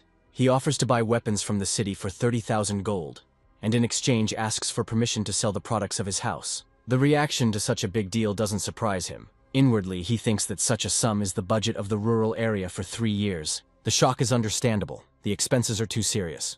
In the territory of Monzo, Ruin comes to the conclusion that power attracts wealth, and wealth brings peace. And if power requires weapons, he will put everything into it. Ruin asks which one of them is in charge of weapons. They tell him that this is the specialization of the first representative. He is surprised to see that a little girl is in charge of the weapon, but her gaze is completely devoid of childish naivety. The first representative asks why Ruin needs so many weapons, and he explains that this is just the beginning. He plans to establish a trade route between Ite Lake and Ardell. Moreover, the path must pass through the southern mountains. He is asked not to mention these mountains, which leaves Ruin puzzled. Irene Prius felt the tension at the table. Ruin Ardell couldn't understand what happened, but he assumed it was because of the first chairman. Ruin noticed that the first chairwoman had turned very pale. The first chairwoman told Ruin Ardell that it was impossible to cross the southern mountains because of the demon living there, which surprised Ruin Ardell. Ruin told that he crossed this mountain range at night, to which the first chairwoman was surprised and did not believe Ruin's words. Ruin Ardell decided to provide evidence by starting to take out what he had obtained that night. Ruin Ardell showed the silver werewolf mane that belongs to the demon. The first chairwoman was greatly surprised by what she saw, and Ruin Ardell, in turn, received the respect of the Valtrash family as a reward. Then Ruin realized that it was true after all. The first chairwoman began to cry, saying finally. The first chairwoman, crying even harder, said that he was finally dead. 3 days later, Ruin Ardell and the first chairman head towards the mountains. The first chairwoman began to say that she would never have thought that she would find herself near these mountains again. The chairwoman said that the monster that took her father's life no longer lives here. The chairman praised Ruin for something that was his merit, to which Ruin Ardell replied that he simply got in his way. The chairwoman suggested that if they built a road through the mountains, they would be able to establish trade with the Oyota Kingdom through Ardell, explaining that they would no longer have to spend money on a detour. The chairwoman said with delight that we, the Waltrache family, will actively participate in this. Ruin Ardell realized that the issue would be resolved much later, since he thought that the solution would come through the purchase of weapons, and assumed that even the construction would be at his expense. Ruin asked in surprise if they would accept his proposals, to which the chairwoman responded positively, and also said that all products produced in Ardell would cost twice as much. Ruin Ardell thought that this was an incredibly generous condition, and the chairman added that merchants were ready to do anything for the sake of profit. The chairperson nevertheless gave her name, Cecilia Valtrache, also promising to express her gratitude and trust. Thus, by shaking hands, the deal between Eitlake and Ardell was successfully concluded. Walking from the mountains and talking with Irene about bringing good news to the residents and father, Ruin realized that Cecilia was better than she seemed, even despite her young age. And Irene noticed that Ruin did not look like himself. Ruin noted that it was easy to sympathize with someone who was in the same situation as himself, which surprised Irene Prius. Ruin Ardell said that Irene should expect changes, and if she wants to visit Ardell again, then it will be the same as before. Irene Prius envied Ruin for truly loving his homeland. Ruin Ardell was surprised that not everyone missed their homeland, and asked Irene if she would invite him to her place one day. Irene didn't really want to talk about it, but Ruin was sure that he would somehow manage to visit the Prius. Father was shocked that the selling prices would be twice as high, and that they themselves took the initiative to open the trade route. Ruin confirmed his father's words and said that Cecilia Valtrache had given her word. What impressed him most was that the cold-blooded representative promised to assist in the delivery of weapons. Ruin added that the transportation would take 3 months, and work on the construction of the trade route will begin this month. And the father realized that such a route would finally enrich their territory. Father realized that Ruin had grown up to serious matters. The father also thanked him for the fact that his son grew up to be a wonderful person. Ruin asked his father if he would trust him with one more task. It concerns the survival of people in the territory of Ardell, and revenge for the mother. Ruin said what the matter was, and it turned out to be a hunt on the Chinen Plain. The birthday party where Ruin turned 6, which should have ended with something good, turned into a nightmare. Many people lost their lives because of the mud people who broke into the village. And the saddest thing for Ruin was that one of the victims was his mother. Now he can no longer remember his face unless he looks at the portrait. Many people died that day. And then Ruin Ardell made a promise to himself that he would become stronger. As young Master Ardell, he will no longer allow such a thing to happen on his land. After the order was given, the residents began to practice spear strikes daily. Irene noticed that the atmosphere in the area had changed. Ruin Ardell was glad. Irene also realized that the technique was quite unusual. When she asked who was teaching her, she received the answer that it was the local military leader. In the past, the warlord fought on the front lines for the kingdom and earned the nickname Flash. This is the Great Knight of Ardell, Ser Bolvar Peyton.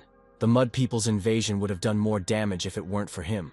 Ruin Ardell also told about how Ser cut down 5 monsters with 1 blow, still fresh in his memory. You could tell from her voice that she was worried. "This is Sir Ruin," said the commander. The training was coming to an end. A firm handshake indicated a good relationship between them. His gaze fell on the girl standing next to him. Her words made him tense up. "What do you want to tell Irene?" Ruin asked. It was an honor for her to meet him here. He was impressed by her stories. She talked about the old days. He fought his way through dozens of high-ranking mages. "However, I am an ordinary old man," he said. He was upset that his exploits were hidden from him. Coming in complete ignorance, he was clearly saddened. Astonishment covered his face. He loved to fish and live at the foot of the hill. Even when they were little, he raised them with love. That said everything about him. They smiled sweetly at each other. He invited him to spar. "No, the military leader interrupted sharply. She fought fiercely against her teacher. They watched the sparring in silence. At 12, she already had an understanding of the basics. The teacher used only his left hand. "That's all for today, dear lady," declared the military leader. His sister was a truly remarkable person. "Now it's your turn," the teacher said. Taking the sword in his hands, he was ready to fight. There was a determination in his eyes to show what he was capable of.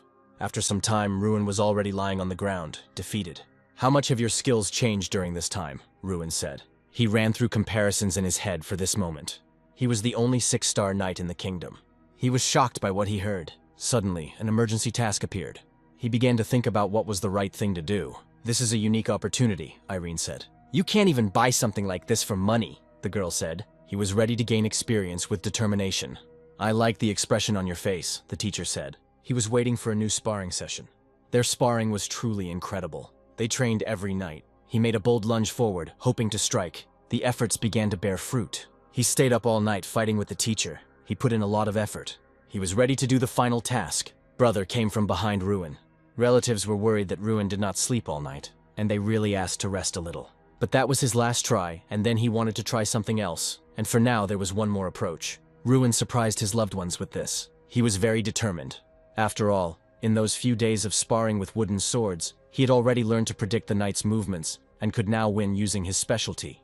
Sir Bolvar found it strange that Ruin fought him all night long, but now he realized that he wanted something from him. And he added one new rule to the young master. Now for the next 30 minutes he could use magic against him. But the teacher was not going to give in either, but wanted to see the true skills. Ruin advanced without a sword in his hands and had to close the distance. But in return his body became lighter and his balance improved. When you got that close, the sword became a hindrance because of the blind spot. But there was one thing. He won't give him a chance to get close. The way he dealt with Doom Prime at the Great Festival was by resolving the sword. But that's not a universal strategy. But knights of Sir Bolvar's stature did not engage in direct confrontation, and they redirected the attack force. The plan to get out of the sword's reach was a good one, but as soon as it was discovered, it became almost impossible to implement, because the enemy would try to keep his distance. Sir Bolvar was right. All his strategies were visible through and through, but he overlooked something and blinded him with a magical light. The improvised enemy was defeated. The teacher expected Ruin to use some kind of scary magic, but not a flash of light, and admitted his defeat. But that was the only thing the guy thought of, and apologized for catching the teacher off guard. The task was completed, and he finally achieved what he wanted. The sister who arrived began to scold him that even in sparring it was impossible to throw Sir Bolvar to the ground. But Sir Bolvar hastened to reassure her, saying that everything was fine. During this time he learned a lot, and for Sir Bolvar it was a pleasant experience. The vacation was coming to an end, and there were 10 days of travel ahead to the academy. The short vacation came to an end, and it was time to leave our native land. On the way, they saw workers who wanted to finish work quickly and finally have a drink. These workers were sent by the Waltrache family because a lot of labor was needed to build the base in Ardell. The constructed routes will be used to deliver weapons for the destruction of monsters, and workers will visit the restaurants and hotels of Ardell. And all this will bring great benefit to the territory. Before leaving, Ruin wanted to tell his father something. He handed over a box with 12,000 gold coins, which he asked to use for Ardell's development. The father did not want to take them, but he calmed him down by saying that he kept 400 coins for himself. The father was ashamed to accept this money. He felt indebted. They hugged goodbye. The holidays were over, but they were productive. Having said goodbye to everyone, he set off on his journey with Irene, and when it was time to part ways, she told him very important things. At first he couldn't believe his ears, but Irene confirmed that what he heard was correct. She promised to help him in the destruction after graduating from the academy, and would follow him to the end. Irene was a very unusual person, and promising to strive again, she took off and headed to her academy. The faithful horse carried Ruin towards the academy. They had been on the road for about a week, and had finally crossed the border and entered the eastern region. Unlike the southern one, there were a lot of people here, and Ruin witnessed a fight on the street. One guy stood up for his sister and asked her to let her go, but his opponent continued to mock him, and money was to blame for this situation. The bandit threatened to take everything their family owed, even if it meant selling the boy's sister. But the guy couldn't let that happen. These words made the bandit very angry, and he hit the guy in the face again. Hans found himself on the ground after a strong blow. His enemy grabbed him by the hair before the guy even had time to realize what was happening. Ruin was passing by not far from them, and saw this. He was extremely angry along with his friend. Poor Hans was thrown to the ground and kicked in the back. Ruin dismounted from his horse and headed closer to the showdown. Passers-by stopped him and hinted that he shouldn't get involved in other people's squabbles. Then he asked why they were standing there and watching without providing any help. He was very angry that no one wanted to help the guy. Ruin began to approach the enemy even closer with a moderate gait. They shouted after him that it wasn't worth it, because it was very dangerous. The enemy turned his head to the left and was surprised at what kind of guy he was, and began to be cheeky towards Ruina. He approached the insolent man closer and used a crushing blow against his enemy. His group of bandits were surprised, along with the captive, at what was going on. He struck again, and the enemy didn't even understand what was happening. The enemies ran away, leaving the people alone, but Hans asked who you are. To which the guy replied, I am Ruin. It was deep night outside. Only smoke was coming from the chimney of the house. Ruin sat in their house and ate while calmly talking to them. The guy said that it was all because of their parents that they had problems, mentioned that no one would touch the bandits, and that the boss himself was killing a lot of people. They discussed this problem for a long time. Ruin realized that the situation was dire. The boy thanked the savior for his help. The guy asked if he was the winner of an important festival. Ruin replied, You heard from the professor of the Night Academy. Hans couldn't believe his eyes. He was extremely confused. As you know, he heard when the fight was happening. How good. Our captain said a lot of good things about you. Hans replied that he dreamed of being like his captain, but Hans is in very poor health. They pick on him, asking how he can stay at the academy with such skills. Ruin replied that this is a good benchmark and example for motivating himself in the future. The captain said that I had talent and that everything would work out. He declared that he would shine and be the best of the best.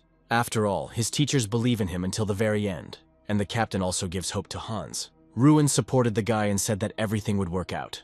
Ruin swallowed the food and felt a little uneasy. But suddenly the guys heard loud screams from the street. The bandits returned and they went in a crowd to attack Hans.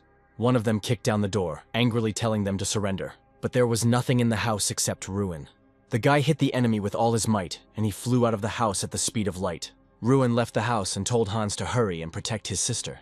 The warrior hinted with his fist what awaited them if they did not leave. Concentrating, he directed all his strength into the glove with stones. The bandits were ready to attack, pulling out their guns. Ruin began to kill everyone with one blow. With one blow, all the swords broke. The robbers were confused by what was happening. The warrior gathered all his strength and power and aimed them directly at the epicenter of evil.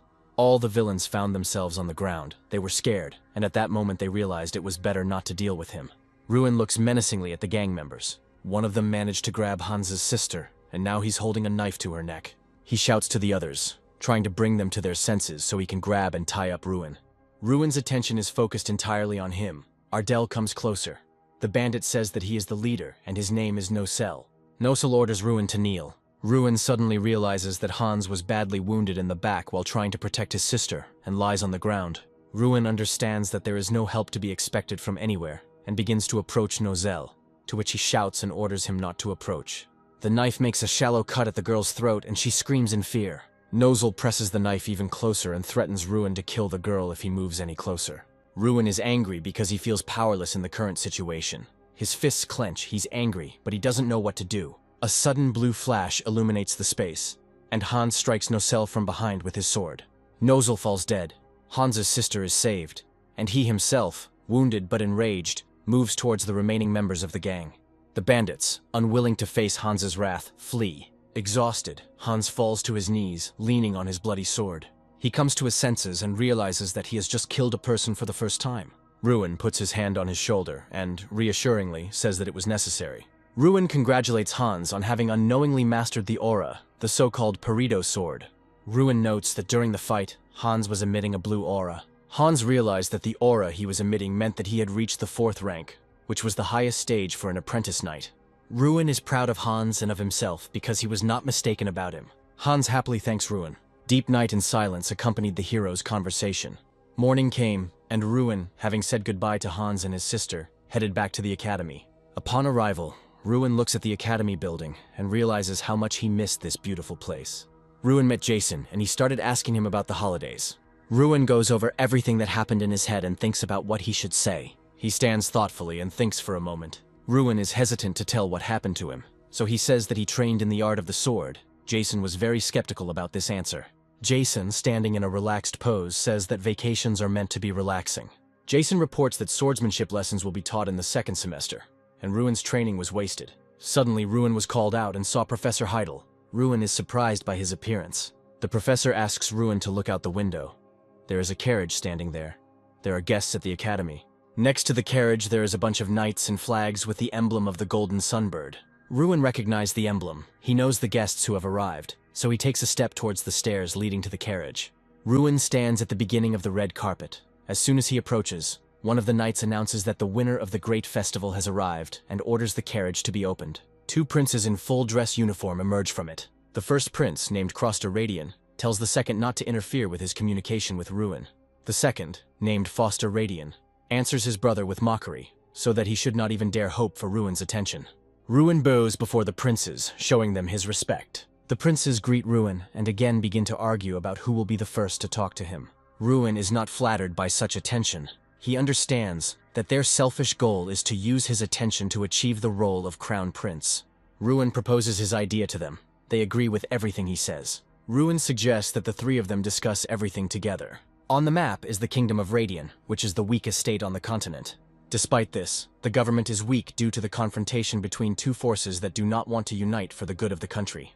The struggle is between the monarchist faction of the first prince and the reformist faction of the second. The kingdom's magicians are pawns in a political game, deprived of independence. Ruin and the two princes are in the academy library. Ruin, feeling a little awkward from his brothers who continue to argue over the place opposite him, having created a circus on both sides. Looking at the situation, Ruin thought it was no wonder that the country was in such a deplorable state. Having started a conversation and stopped the dispute between two rulers, he got straight to the point, announcing that he was not going to choose either of them. The brothers were a little upset, citing an argument from the life of his predecessor. Having firmly refused, Ruin decided to return to his homeland. Having clarified that he would remain in the kingdom, the brothers were happy about this too. Ruin hinted a little about the state of his native land. The crown prince promised to provide support in any matter. His brother also expressed a desire to help. Having started to quarrel again for the hero's favor, they bumped heads. Ruin, however, was glad that they were fighting for him. The brothers decided to give gifts to mark the release of Ruin. After leaving the office, they talked a little more. The princes were pleased with the hero's current decision, but it wasn't without benefits for himself. One of these was military support during the cleanup. The princes publicly declared Ruin the protector of the royal family.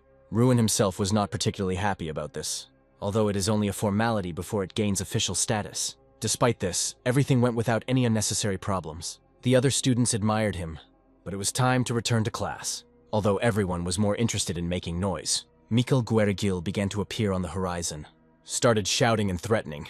He was suspended for a month for using a prohibited potion during his fight with Ruin. The mages of the entire kingdom are under the control of his family. Ruin began to respond to his words. Stepping forward from the crowd, Mikhail just asked, "Do you think you won?" He turned around and left. Ruin's friends supported him, telling him not to take it to heart, but Ruin has other doubts on this matter. Thinking about the damaged reputation and influence of the Guerrigil family. Walking to the graduates' lecture, the blonde was tense. Standing outside the office door, he started talking to his classmate. They were thinking about which of the graduates would be their leader. As I opened the doors, I felt an ominous premonition. Everyone in the office suddenly tensed up. The teacher was glad to meet Ruin.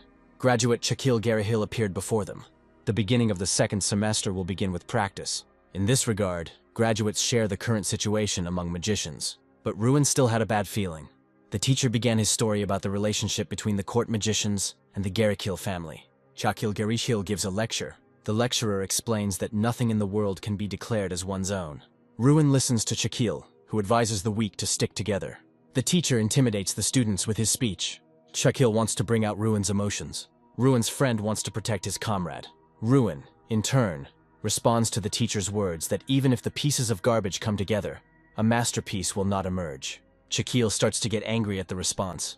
Ruin and Shaquille have a conflict. Both understand that the rivalry between Ruin and the Guerrigil family will not go away so easily. The atmosphere at the academy changed with the arrival of Shaquille. The poor performing students fell under Shaquille's spell. Students want to work for Shaquille in order to succeed in their studies. The academy was divided into two camps, supporting Guerrigil and Ardol. The atmosphere at the academy was becoming tense. Ruin came to the head of the academy. The head is interested in the situation at the academy. Ruin wants to talk about the problem with Shaquille. The head understands Ruin without words. The chairman explains that every magician has to contact the Guerrigil family. The head says that even with minimal work, the family is causing a ruckus in the academy, and most likely because of resentment towards him. Ruin asks who Shaquille is. The leader replies that Shaquille was popular in his youth and stood out for his magical abilities. But at the same time, Chakil is very powerful and will do anything for his own benefit. Chakil is outwardly pleasant, but at heart he is a rotten person. Ruin understands that there are plenty of reasons to fight Chakil, but he cannot find an excuse. The leader tells Ruin about a special occupation. Ruin leaves the chapter with a mature plan. Ardell opens the door to the auditorium. Chakil notices Ruin. The cunning Ruin asks Chakil for help. Chakil's younger brother, standing up from his seat, begins to mock Ruin. Ruin calmly replies that the request is of a different nature.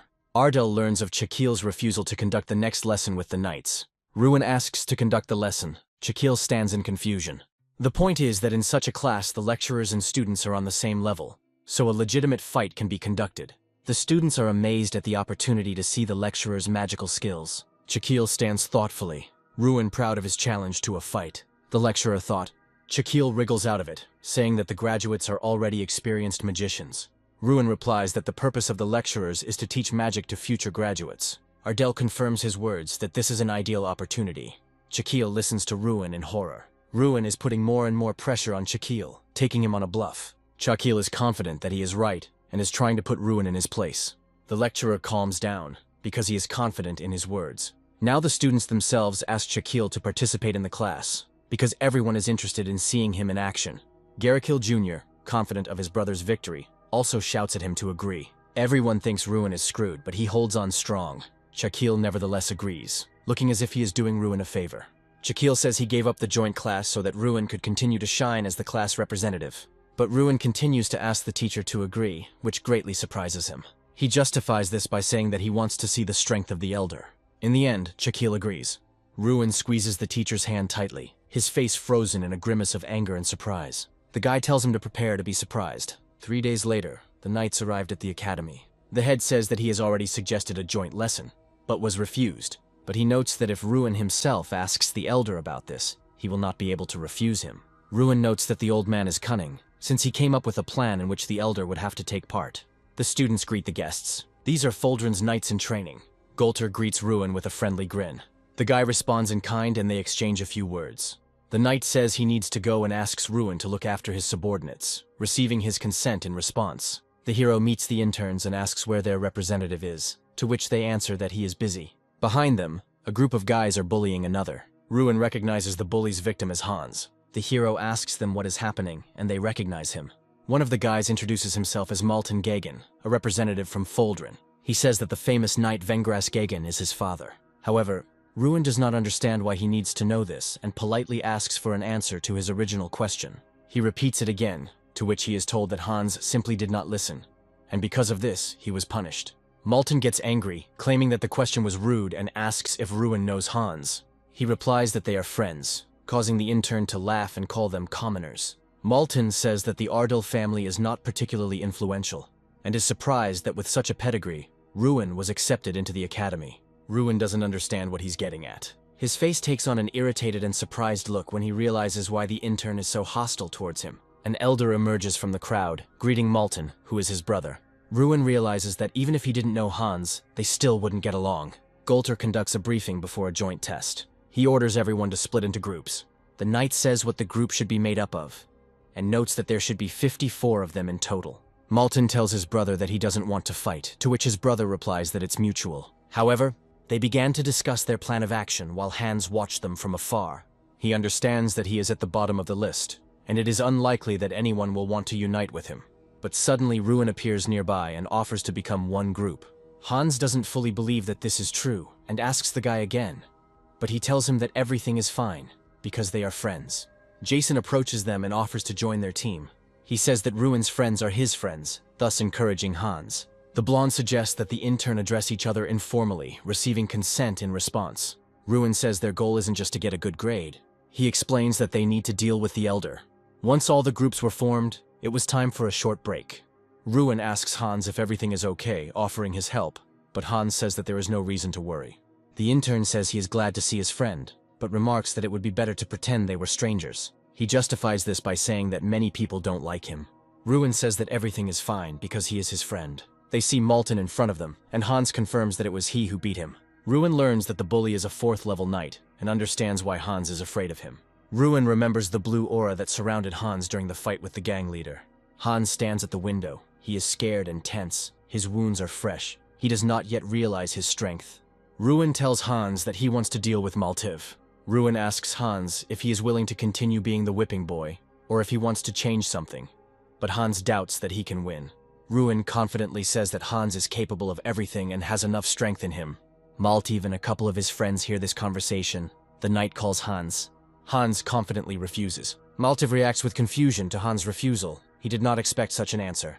Maltiv begins to draw his sword and threatens to kill Hans if he does not come immediately. Hans immediately grabs his sword, but Ruin stops him. All parties involved are in disarray, but Ruin once again firmly stops Hans, telling him not to stoop to Maltiv's level. Hans doesn't take his hand off the weapon. Ruin tells him that the fight will happen today, but a little later and it's worth waiting a little.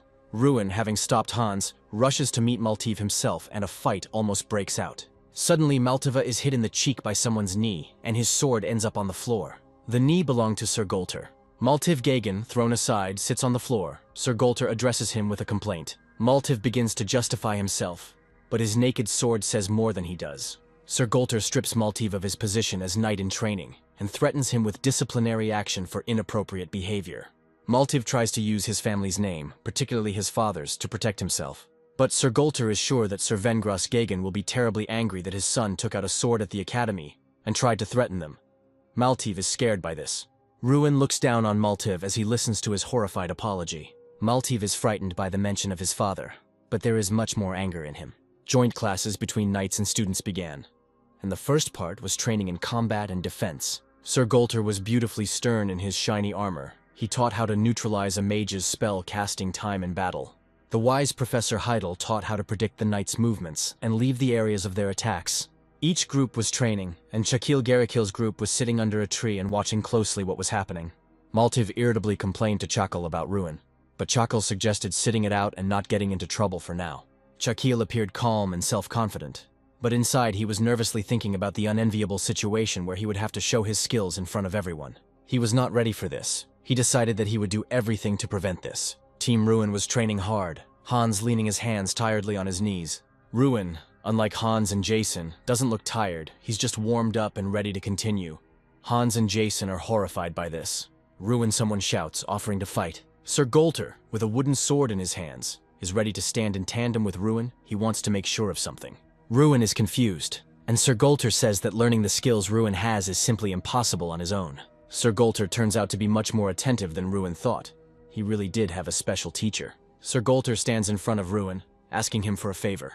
A sword duel is what he asks for. Ruin thinks he's joking, because it's clear to everyone that Ardell is just a student who can't defeat a knight. Sir Golter stops Ruin's thoughts and says that he is not asking to defeat him.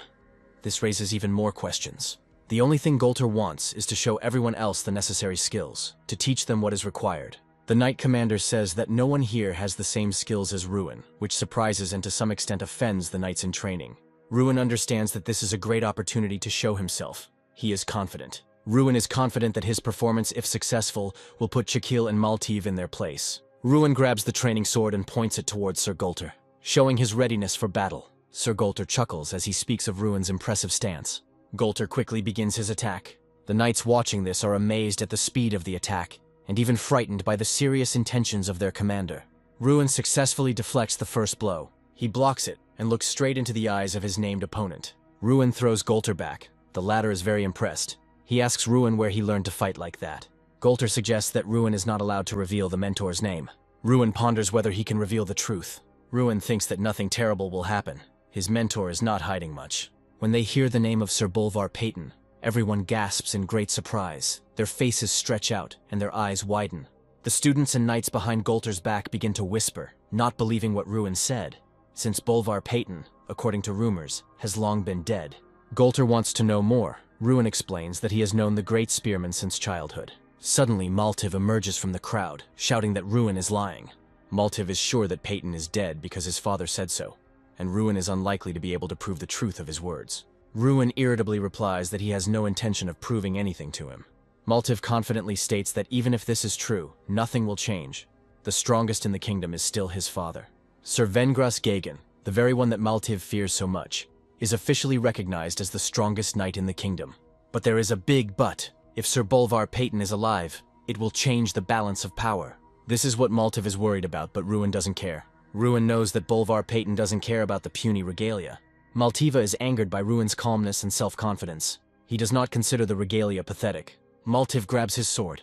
Maltiv stands like a solid wall above everyone standing.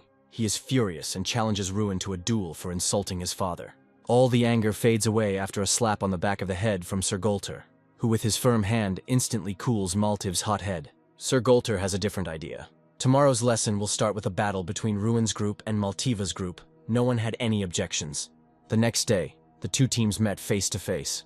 The two leaders, Ruin and Shaquille, stood opposite each other. The latter asked sarcastically if Ruin was well prepared. A suspicious smile played on Shaquille's face. Before the competition had even begun, Shaquille made a sharp lunge towards Ruin. The blow was too fast, but Ruin managed to jump back. Ruin realized what was going on. Shaquille was so afraid of appearing weak that he brought 6 artifacts with him. Last night, Hungarian Gagin, dressed in formal uniform, conducts a dialogue about Kakil and his lectures at the academy. George Garrigill, his interlocutor, asks a question about Maltiva. Two men stand opposite each other, exchanging pleasantries and talking about their sons. George Garrigill reveals that he is actually here because of the ruin of Ardell, which surprises Vengra.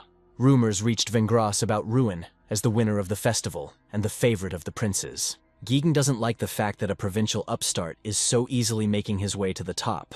His interlocutor agrees with him. He considers it especially important not to let him win over the princes to his side, since political power will end up in the hands of an ignorant person, which does not please the representatives of noble families.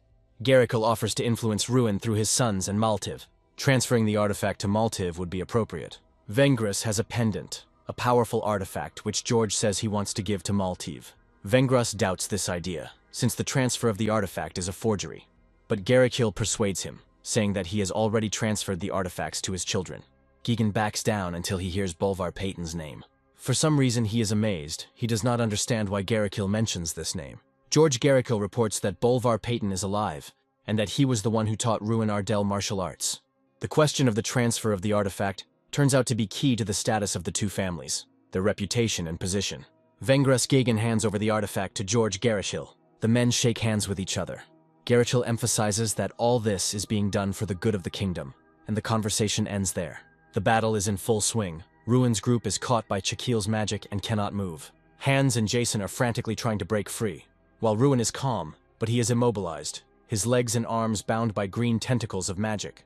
Ruin was disappointed in his opponents. He was ready for tricks, but not such dirty ones. Shaquille mocks the immobilized Ruin. Maltiv rushes towards the immobilized Ruin, ready to strike with all his might. A golden flash illuminates the hall. Ruin realizes that Maltiv's sword is too hard to be made of wood, and that he received an amulet of fortitude from his father. There is a pendant around Maltiv's neck that represents this artifact. Maltiv misses. The blow falls next to Ruin. The next blow was not long in coming. Ruin, freed from his bonds, realizes that Maltiv's sword is as strong as steel, so he can use the steel breaker skill. Maltiv's sword breaks in half. Gegen is confused. He does not understand how this is possible, because the artifact gives power. Maltiv is thrown back, and Shaquille, seeing this, begins to understand that the artifacts are useless against Ruin's magic. Ruin puts on steel seals. He wanted to get off with a little bloodshed, but the dishonesty of his opponents angered him. He is angry and uses a unique skill where he is supported by Chief Kunhan in battle. Shaquille looks up, not believing his eyes. The enormous fire spirit of the ogre Kunhan towers behind Ruin. Ruin asks to end it all, because even 6 artifacts are not enough to defeat him. Shaquille is shocked that Ruin knows their secret. 4 pendants, attracted by Ruin's magic, emerge from under the collar of Shaquille's shirt. They fall in front of Shaquille, who is sitting on the ground, and the crowd behind him begins to whisper. Shaquille is angry and threatens Ruin on behalf of the family. Ruin is angry. He understands that the Garrickle family will not let him live in peace. Shaquille makes one last pathetic attempt to attack Ruin, but it turns out to be stopped by a golden charge of magic. Ruin doesn't let him get close. The bear on Ruin's shoulder asks if he is sure. Was it necessary to show the ogre, his huge fiery figure, in front of everyone? That is the question. Even the head of the academy is in shock. Ruin is not worried. He understands that he could not hide it forever. Ruin sums up the battle. It turns out that Mikkel fainted only when he saw the ogre. The winner was obvious to everyone. Sir Golter is about to announce it, but someone interrupts his speech. Hans takes 2 wooden swords and throws one of them to Maltiva. For him, the duel is not over. Maltiv looks at the sword with crazy, disbelieving eyes. For him, this is an insult from a commoner. Hans is serious, holding Perito's sword in his hands. Perito's sword is a unique skill that is given to a knight who has mastered the aura. 4-star knights have a blue aura. 6 stars have a purple aura. Maltiv looked up at Hans in amazement, not believing that he had Perito's sword. For the first time, Hans believed in his own strength, everyone around him, and most importantly, he himself understood that he could win. Mishka on the worried Ruin's shoulder asked if he should stop him, since the duel was over anyway. But Ruin was determined. He understood how important this fight was for Hans. Maltiv grabbed the sword thrown at his feet and was about to deliver the first decisive blow. He was angry, believing that Hans, an ordinary commoner, was unworthy of the aura. 2 swords clashed in a fierce battle. The opponents did not give in to each other, delivering blows one after the other and parrying them. Hans asked Maltiv why he still clings to statuses. Hans finally found the strength to answer the offender. He believes that Maltiv was simply lucky to be born into a rich family, and that he is nothing more than that.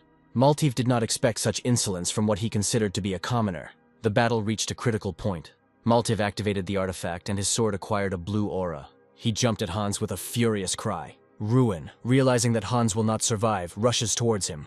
The professor and the commander do the same. Something happens that no one expected.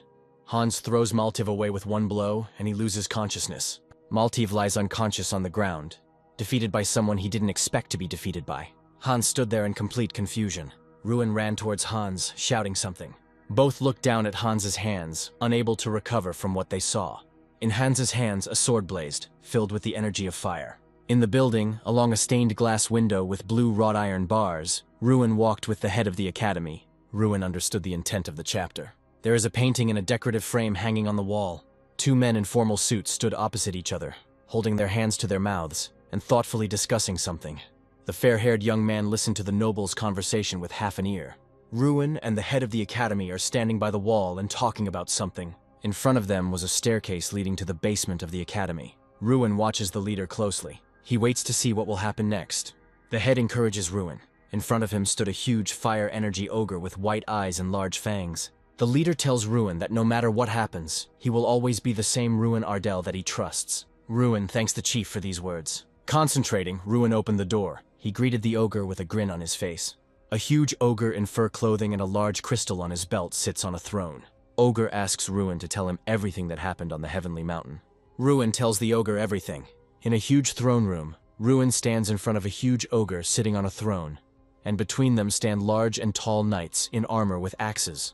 The ogre laughed, showing huge white fangs. Ruin continues to talk about his victories in every match. The ogre, covering his face, said that he was happy to hear about his homeland after so many years. He thanked Ruin. A blue screen appears in front of Ruin. On the screen, Ruin saw that his strength had increased by 1,000. The ogre said that this was his gift to Ruin. Ruin was surprised that his strength had increased to 1,000, and Strawn had received 5 stars. Stran, standing on Ruin's left shoulder, was delighted that she had reached 5 stars faster than she expected. Stran began to growl strangely. A fiery, furious energy appeared around the countries. Ruin covered his eyes with his hands from the bright light. The human form of Strawn appeared before Ruin. The stairs leading to the basement echoed. Below, a multitude of ogres with glowing eyes had gathered. The main ogre's eyes lit up too. He gave Ruin some parting words. Stran rejoices in his new human form. Ruin couldn't believe that Stran had turned into a girl. He closed his eyes, trying to think of how to explain everything to the head of the academy. Stran herself explained everything to the surprised head, that she was an incarnation. Ruin made a remark to the impudent Stran. The head thought about how to introduce Stran to the academy. He came up with it.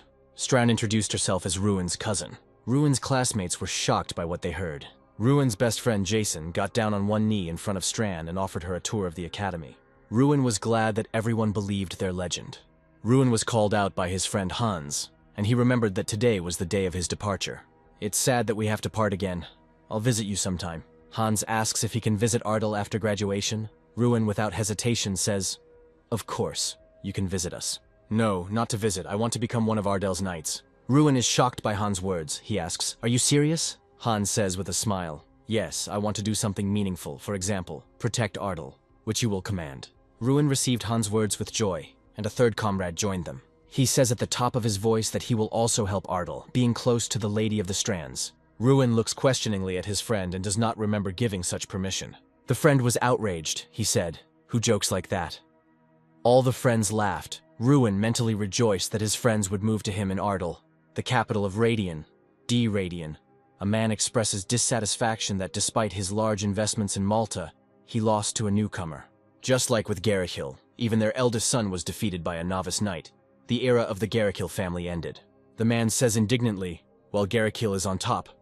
But when our sons rise, the fall is inevitable." The men decided to change sides and join Ardell. "But their leader does not accept money," one of the men said with a grin. Who would not like money? A man approached them unnoticed. It was Commissioner Josh. He didn't like that they wanted to join Ardell. At the sight of Commissioner Josh, everyone present became frightened and began to give up their positions, saying that it was a slip of the tongue. Commissioner Josh tells everyone present that the Garrikill family has been in power since the founding of Radian, so their worries will not come true. The men present fearfully agree with Commissioner Josh. The commissioner is angry at Ruin Ardell for his victory over Chakil and Mikkel. With anger on his face, he says that he will kill him, no matter what it costs him. Another important lesson of the second semester is related to visiting the capital. The students are excited that their classes will allow them to visit the Magic Tower and meet the court magicians. Ruin's friend asks if they can finally meet Josh Garrichill, and she gets a yes in response. Nowadays, visiting the capital is like visiting the enemy's lair, where you will have to face powerful magicians. Ruin's friend asks if this Josh is strong. Ruin says he is a 7th class mage like their academy leader. To Ruin's response, Strand only laughed that if she had her previous strength, she would have easily defeated him. Ruin, who uses the system, still has no information about the head of the academy. Ruin cannot relax vigilance in the country. After some time, everyone arrived in the capital. The students were happy that they were able to visit such a beautiful place. Ruin, tired from the journey, says that indeed the capital is the capital, only a brilliant grandeur, unworthy of such a small kingdom. Josh greeted the head of the academy. The head was surprised why he appeared here in person. Josh tells the leader that isn't it too rude to ask? When promising students of the kingdom come to me, I should at least greet them. However, this is not the only reason for my visit. Josh approached Ruin and said he wanted to see how the children had grown up, so he could understand how his sons had failed. Josh said with hostility, "So you are Ruin Ardell." Their looks were full of hostility towards each other. Ruin, having analyzed Josh's system, found out that he was not a 7th circle mage, but a 6th circle mage, and wondered how he was able to deceive everyone. Ruin looked at Josh's artifacts with a sneer and realized that his son was just like his father. Ruin was about to leave. How Josh angrily grabbed Ruin's hand and said he wasn't done talking yet. Ruin was surprised by Josh's aggression. Josh repeated what he saw as funny here. The leader intervened in the conversation, telling him to stop this since Ruin was still a student. An enraged Josh told him not to say anything. "You may have power at the academy, but not here. Here in the capital, the care of the students falls on me." The leader said in a serious voice that if this justified threats against the student, we would be forced to return to the academy. Josh just laughed at these words. Josh also said mockingly, "You thought, I don't know, that it was your idea to make a laughing stock of my son in front of the school, by luring him to an open lesson." After hearing Josh's words, the head of the academy said his name with anger. The enraged head of the academy released Mana. Josh asked with a smirk if he wanted to continue, answering his own question. Ruin intervened in this conversation, telling Josh to his face that it was interesting. And Josh, surprised, asked what. Ruin was intrigued. The magician wore so many rings. Chairman Josh looked like he'd been found out. The magician waved it off, saying that he simply loved jewelry. Josh Garichel arrogantly announced that he was now in charge of all away activities. The chairman said goodbye irritably and left. Plans to leave the capital were far from what was planned. The person in charge of the trip, Josh, disappeared without a trace, and the tour was conducted by the senior magician. The atmosphere, despite the changes, remained good. But Ruin and Strand sensed something was wrong. Someone was following them. On the street, they noticed suspicious people in robes. It turned out that these were the ones who were watching them in the palace. Ruin realized that this was an illusion. He felt a faint, barely perceptible magic. The landscape, even the passers-by, everything was unreal. Strand was irritated and indignant that she had not noticed this. The old man began to run away, trying to lure Ruin out. Ruin suspected that the 6th class mage, Josh, was behind all of this. But such magic is beyond the power of one person. There are more of them than he could imagine. Josh Garishal could join the fight against him. Ruin realized that he now had a chance to win. He decided to go out to the enemy. Mr. Ardell said that this evening would be long. Josh was angrily indignant that so few people showed up to his meeting. He declared that today Ruin Ardell would meet its end. Josh was outraged that where there was usually not enough space, there were now only 4 people. Gritting his teeth in anger, he cursed the bastard Ruin, but he was sure that everyone would still regret it. The plan was ready to act. The task was completed. By midnight, they will take Dylan Ardell's head. According to their plan, the entire Ardell family must disappear. Bolvar Payton must follow them as well. The victory over the eldest son of Garrikill attracted the attention of the nobility. Lord Ardell ordered to be careful. The merchant, getting ready to go home, noticed Sir Bolvar. Sir Peyton asked if he had seen anyone suspicious. The merchant saw only 5 strange guests. Bolvar realized that these could be hired killers. The merchant advised to be careful. Bolvar immediately rushed to help. Hired assassins have invaded Ardell territory. They decided to wait for the Lord in the chambers, but Bolvar Peyton burst in on them. The killers realized that they had been exposed. They were glad that their goal came to them. Sir Peyton was determined. This turned out to be a fatal mistake for the mercenaries. With a furious blow of his spear, he threw them all back at once. The killer was perplexed, and then he realized that Bolvar was stronger than they thought. The defeated one, in horror, suspects who is in front of him. The 8-star knight continues to say that he has already reached the limit of technological development. Someone decides to try to attack the knight from behind with a sword, but the knight easily impales him on his own spear. Ruin, seeing this, is angry that they were not warned about the enemy's strength. The knight voices the boy's thoughts, finding out that Vengras Gagan was the customer. He lifts the guy by the throat and orders him to tell the boss to never set foot on Ardell's land again. The old man meets Ruin and the girl and is surprised by their courage to come out to him. He assumes that the guy decided to die with his companion. Ruin calmly replies that he has no intention of dying here. Many people in cloaks are already gathering around, and the old man replies that the world is not arranged that way. Ruin looks around at the people, counts them, and sees the preparation. Everyone stretches out their hands with fireballs. The old man continues to describe what kind of end awaits the guy. Everything around is burning, and the old man smirks that Ruin accepted his death so quietly. Suddenly, he sees Ruin and his friend standing still, unable to believe that they survived such an attack. The guy smiles and starts talking about the existence of certain creatures. These entities are immortal, and can only be killed by defeating the contractor. The system gives out a unique skill, Chieftain's Will, where he is supported by Kunhan, the chieftain of the Heavenly Mountain. Ruin makes it clear that he is the contractor, and that there is an even more ancient entity behind him. Ryun sends Kunhan into battle, and realizes that this way he can win even without getting tired. Suddenly, the old man grabs Ruin by the leg and praises him for his strength. The old man's hand is enveloped in energy, and he says that he definitely won't survive this. Ruin sees that it is dark water magic created by the outcast warlocks. This spell will not leave the one it touches until it drains all the strength. Ruin didn't expect that they could go so far and was scared. The old man arrogantly says that since he witnessed dark magic, he will have to die. Even without this, killing Ruin was part of the plan. The old man mentions that Ruin's friend is no longer a hindrance either. Now they will be sent on their final journey together. The old man says that the boy's father and sister should be dead by now. To Ruin's shock, the old man smiles at the fact that the boy didn't know about this. He also asks why the guy went against the senior advisor. He tries to continue, but Ruin grabs the old man's face. The man is shocked, as he thought Ruin was under the influence of dark water. Ruin's fist is stained with blood. He calmly says that he doesn't care anymore. Ruin summons Kingram, who looms over the people, threatening that they shouldn't have done this. Ruin stands in the center, with an ogre towering behind him, and they say that the humans have brought this upon themselves. At that moment, only one thing was heard in Ruin's head. Just like Draca had once done, he wanted to kill them all. Kingram asks Ruin why he summoned him, and the guy orders to kill everyone. The giant rushes like a whirlwind, destroying everyone in its path. Mercilessly, the guy also participates, killing people. It no longer matters to him who exactly he kills. The girl rushes to the distraught guy and asks him to stop. One of the rivals says that Ruin is no different from them since he himself has always been a psycho. Ruin tries to break away from the girl in order to destroy this man.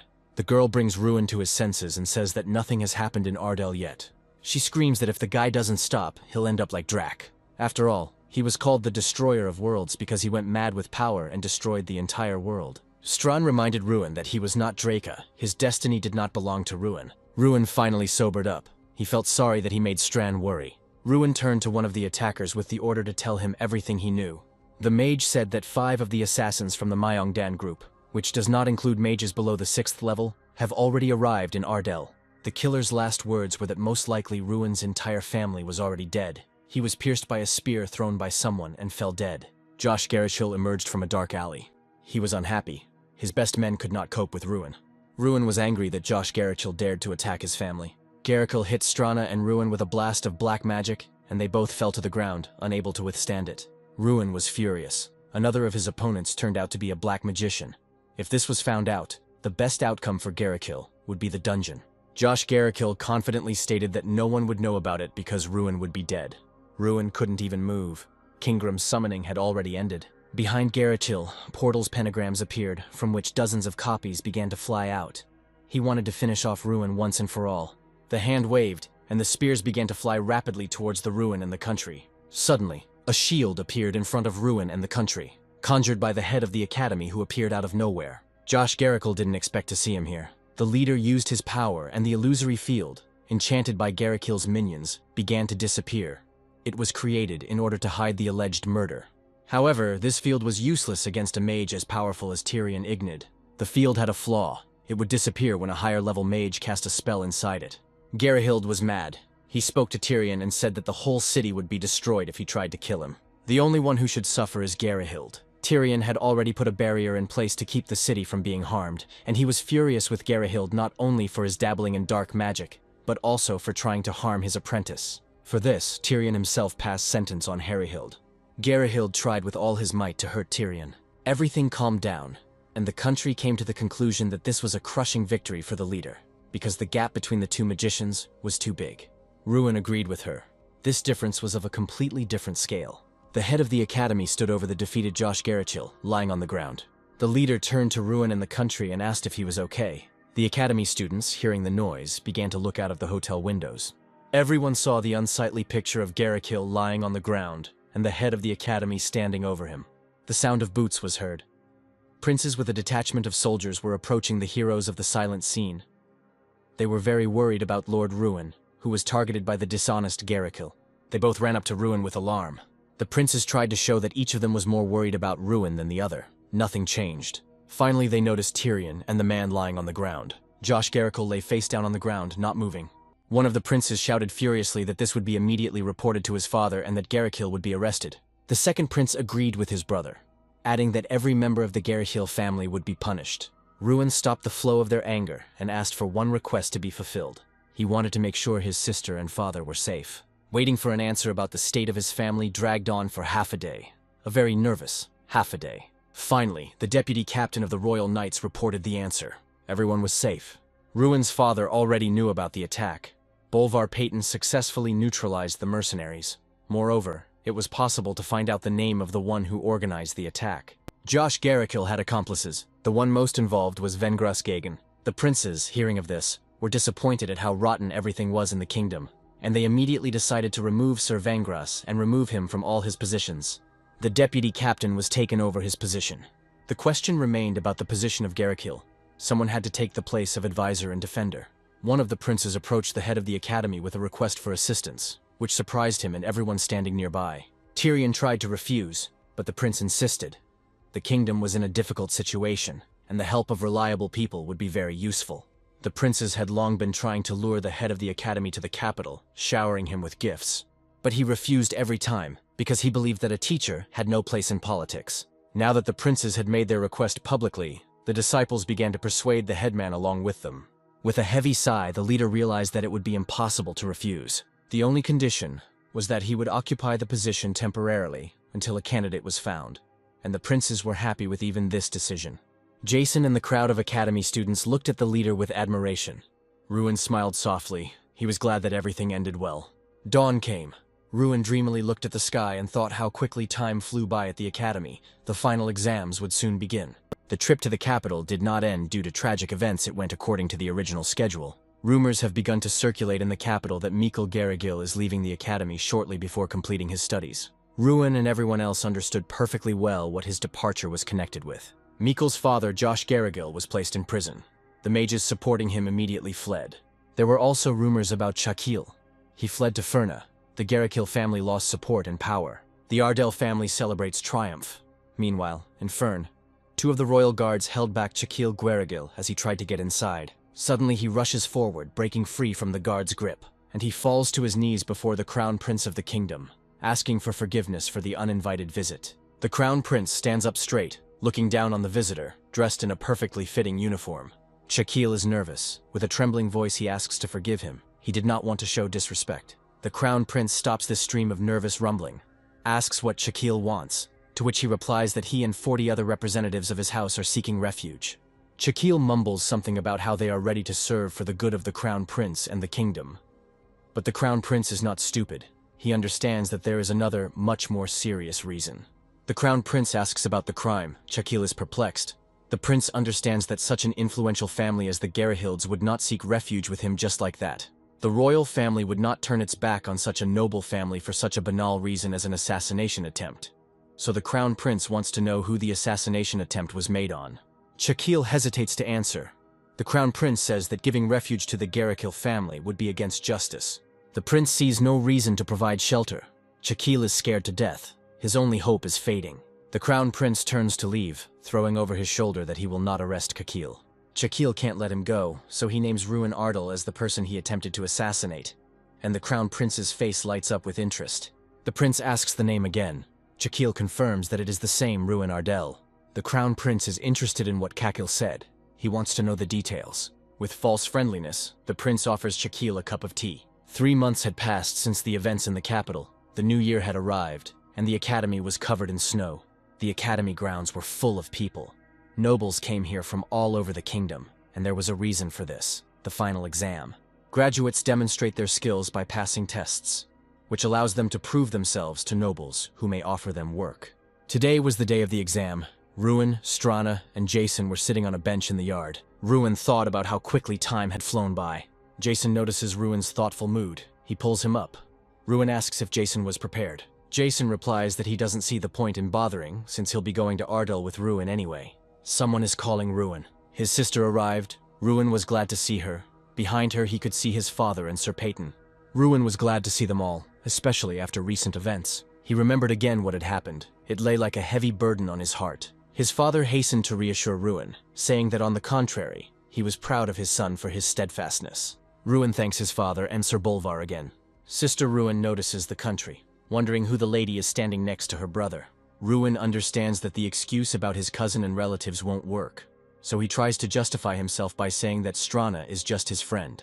Not only has Ruin's family come to visit, but Jason is trying to introduce himself to Ruin's father by calling himself his adopted brother. Hans arrived with his sister, whom Ruin had saved, and Seth with Irene. Suddenly everyone started turning around and whispering in surprise. Ruin turned around and realized who everyone saw. The princes had also arrived for the final exam. Ruin didn't expect to see his most powerful patrons here, and Arid and Sita were also surprised. Everyone was told that the exam would start soon. The students were asked to go into the arena. Ruin said goodbye to his guests. Those who came to support Ruin smiled, and his sister wished him luck. Ruin was grateful for such support. He was ready to give his all. Suddenly he noticed 2 men whom he had never seen before, but he had the feeling that he had met them somewhere before. Ruin asked Strana if they seemed suspicious to her, to which she replied that Ruin knew them. One of them, the fair-haired, dirty King Theron. The second one, with red hair, is the Crown Prince. Their magic did not deceive the country. Although the faces were changed, the aura remained the same, frightening. Ruin wondered why such difficulties were needed to get into the exam. Most likely, they came secretly to see how much stronger Ruin had become. Ruin will stand firm on his previous answer no matter what they offer him this time. Ruin decided to give them a spectacle they would never forget. Let their efforts not be in vain. The final exam contains 3 stages: isolation, ice battle, and destruction. Students must pass all 3 tests as quickly as possible. The first stage requires getting out of a well-fortified door. Jason is tested. He thinks about what can be done with the lock on the door. There are many options on how to overcome a closed door. The method used does not matter. The main thing is a successful result. Jason successfully passes this test and escapes from the locked room, as do the rest of his group. The second test is a stark contrast to the first and makes the exam much more difficult. An ice monster appears. Many students find themselves at a loss. Some are cornered by the monster. The final step is to destroy the wall using your most powerful magic. Once this is done, the exam is considered complete. Jason is the first of his group to pass all the tests. Only 3 of the 10 members of the group complete the exam. Ruin stands at the podium and waits for his turn. The rest of the students are nervous. Ruin was happy for his friend. It turns out Jason really had been actively preparing. Only 3 of the entire group passed, and they had little time left. Ruin was thinking about how he could complete the exam in the minimum amount of time. Finally, it was the turn of the 7th group, and Ruin was in it. The stands were filled with guests who came specifically to see the performance of the Academy's best student. The Crown Prince and the King watched Ruin's every move carefully, curious to know how much stronger he had become. The King asks the Crown Prince about his plans. The Crown Prince came here to make the final proposal. Ruin will no longer have the opportunity to agree. The Crown Prince needs him, or rather, his power is needed, which must be restrained and directed in the right direction. The test has begun. Ruin stands in front of a closed door. Ruin looked at the walls of the room and realized that it would not be possible to break through them just like that. Ruin found the weak point of this room, the lock on the door. It was steel, and Ruin had the skill of Steel Destroyer. The people in the stands, waiting for the players, discussed Ruin and his successes. Suddenly there was an unexpected explosion. Ruin Ardell was the first to successfully escape from the room. The king and crown prince were pleased with the successful completion of the test. The tribune was shocked, because on average this test takes 5 minutes, but Ruin needed 13 seconds. The winner would always be Ruin. He had immortalized his name by going down in the Academy's history as a record holder. Now he was ready to easily pass the remaining 2 tests. Everyone on the platform sat with their mouths open. Everyone except the king and the crown prince, who were closely watching Ruin's every move. The king thought that ever since Ruina had chosen Kunhan's tooth, he had realized that this was no ordinary youth, but the speed at which his strength had grown was still astonishing. Meanwhile, Ruin had already successfully passed the second test. He runs through the ice zone with a fireball. The monsters don't even dare to approach him. The king was gloomy, and the crown prince was amused by the fact that they had no idea how strong Ruin was. The king had seen enough. He was convinced of everything he wanted. Ruin began the third test and was already running towards the wall. The king was amazed by the energy that surrounded Ruin. His aura was incredible. Ruin runs with a serious look, surrounded by blue magical energy. Magic technique, a cry of mourning for the dead, a funeral knell. 2 minutes and 57 seconds sounded in the minds of the observers. The announcer announces the rapid completion of Ruin's training. The white-haired man is shocked by the boy's capabilities. White-haired sees Ruin as a threat to his position. However, the team greets Ruin with joyful cries. The younger brother and his companions scream with pride. Ruin enthusiastically accepts the cries of pride. The guy is shocked when he remembers his past, where he was not recognized. Jason suddenly appears, coming to congratulate his friend on his victory. Jason is shocked to hear the protagonist's rapid level up. A friend enthusiastically reminds me of some need. A party, where would it be without it? Amid the enthusiastic drunken shouts, 2 people are seen who are unhappy with the celebration. Ruin looks back nostalgically on the party. A previously dissatisfied friend suddenly asks for more drinks. The senior came to see the graduate. The chapter reminds us of the release and suggests having some fun. Ruin thanks his elders for teaching him. The elders say goodbye to Ruin, because he has a difficult journey ahead of him. The young man is invited to become a professor for the next graduates. Drunk Ruin in thoughts, the head of the Eastern Trading Company interrupts the calm. The company's companion is shocked by Ruin's confession. Asks the guy to answer honestly where he knows him from. Ruin figured out their identities because they forgot to hide their presence. The King of Magicians was taken by surprise. The king is impressed by Ruin's capabilities. The last offer from the head of the company to the young man about following him to the Empire.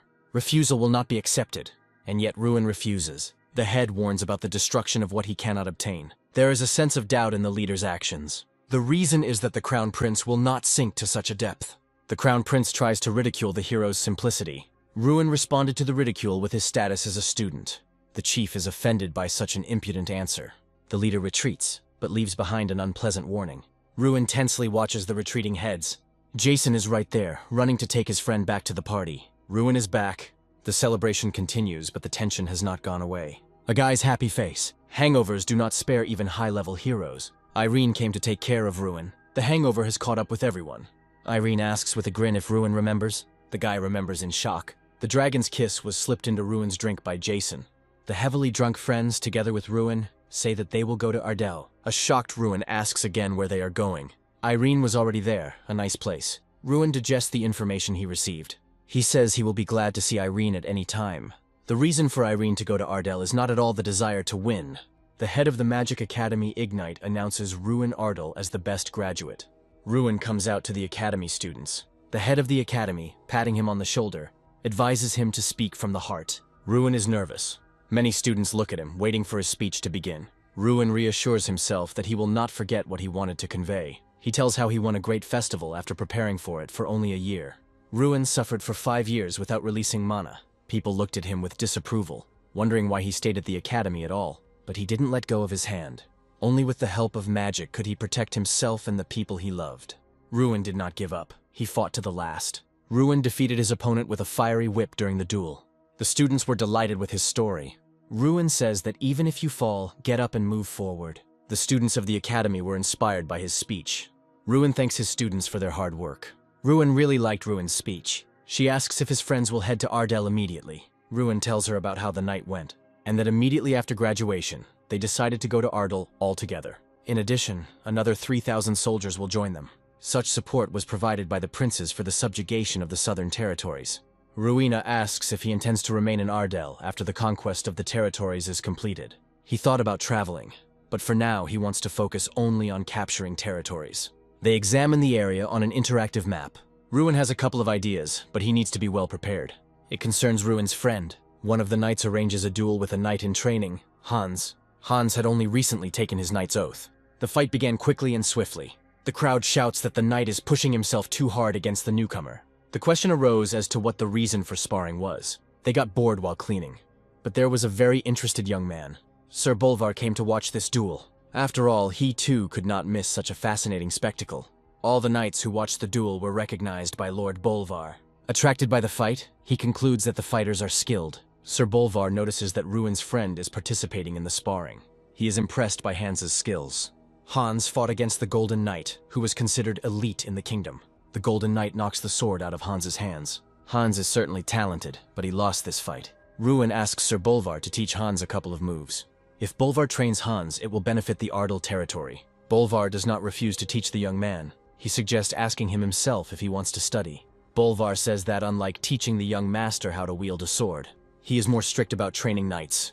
The knights are perplexed by what they see. Hans is undergoing training, carrying a large bag on his back. Bolvar asks if it's hard and gets the answer, no. Those who watch this training are still in shock. Ruin feels sorry for Hans. Hans is happy that Bolvar will be training him. He is confident that he can handle the training. The observers ask the stranger his name. They are at a loss, having asked a question, but do not receive an answer. Bolvar is informed that all copies have been transferred. Bolvar didn't hear what was said to him. Those watching were shocked by what they heard. Bolvar was indeed standing in front of them. Ruin is asked if Sir Bolvar is really so revered by the knights. It seems so. The knights have a hard time keeping up with Bolvar's training. Ruin wants to ask Bolvar a question. Ruin asks if these training methods will help the knights. The training method is not the best if done incorrectly. You can get serious illnesses. Ruin asks why this training is then. Bolvar smirks and replies that he wants to toughen up the students.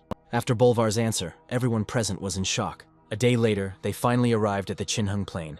It is located south of the southern mountains and was once part of Ardell. But after its capture, mud people became rulers. Because of their rapid reproduction, it is also called the Crimson Plain. There appear to be over 10,000 mud people on the plain. Ruin is asked what our plan is. There was an idea to break through the canyon, but it won't work. They will fall on us from the cliffs. What if we send Bolvar to the front lines? This idea is also bad. Mud people are not so easy to destroy with normal attacks. Now seeing the plain in its entirety, Ruin understands why all previous conquests were unsuccessful. Ruin asks what we should do then. Maybe we can find a way to deal with them. One of the knight captains claims that there is only one way to break through head-on. If they doubt, they will definitely not win. The captain is told that this plan will involve a large number of deaths. When we receive support, didn't we plan to attack with a group of 300 people? The captain does not understand why the decision is being delayed if they have large forces at their disposal. It's all because it's not about the quantity, but about the terrain. You can't pass through the canyon calmly. We don't need to cross the canyon, but to lure out the enemy. Ruin asks the captain if this is a good idea. The captain doesn't understand him. Ruin replies, "Didn't they just give us the correct answer? We will launch an attack from the cliff tops surrounding the canyon." The captain is at a loss as to how they will climb the rocks. Ruin says that a couple of mages is enough. The captain praises this decision, but still does not understand how a mage will get to the top. Ruin points to his comrade who is able to climb to the top without magic. His friend is in complete shock. Ruin says he can do it. He says with a grin that he will throw it there. He is completely shocked by Ruin's idea. The conquest of the territory has begun. Ruin and his friends rode behind the column. The final discussion of the action plan took place. Jason Damon looked ridiculous wrapped in fabric and rope, but Ruin said he was cool. The knights laughed at Jason too. Jason didn't understand what his friend was getting at. Ruin sarcastically said that it was a shame because Jason could have become a star. Jason enthusiastically agreed, asking to be entrusted with the job. They said about the plan. Jackson was nervous. Ruin, ignoring his friend's request, sent him flying with force. Jackson felt like he was going to die of fear. When he landed, he was surprised by the accuracy of the throw. Ruin laughed as he noted Irene's ability to catch the flying boy. Jason noticed something with a worried expression on his face. He saw that he had to pull out the mud people. Their number could not be estimated. Jason thought it was simply impossible to do. Ruin cheerfully supported his friend. Jason gritted his teeth and steeled himself. He created a ball of fire, and he unleashed hundreds of fireballs on the monsters. The sky was filled with a rain of fire. Although the cloud was not of impressive size, it was enough. Ruin handed over further actions to the captain. Now Irene and Ruin could begin their work. The mud people ran in fear in one direction. They ran towards a side path out of the canyon. But on their way were Sita, Irene, and Ruin. The vile mudworms were doused with a wall of light fire. He boasted that he had become stronger, but it was too early for joy. The monsters began to crawl upward. Jackson started calling for help. Irene volunteered to help. Jackson feared that he would die a virgin. Irene appeared right in the air above his head.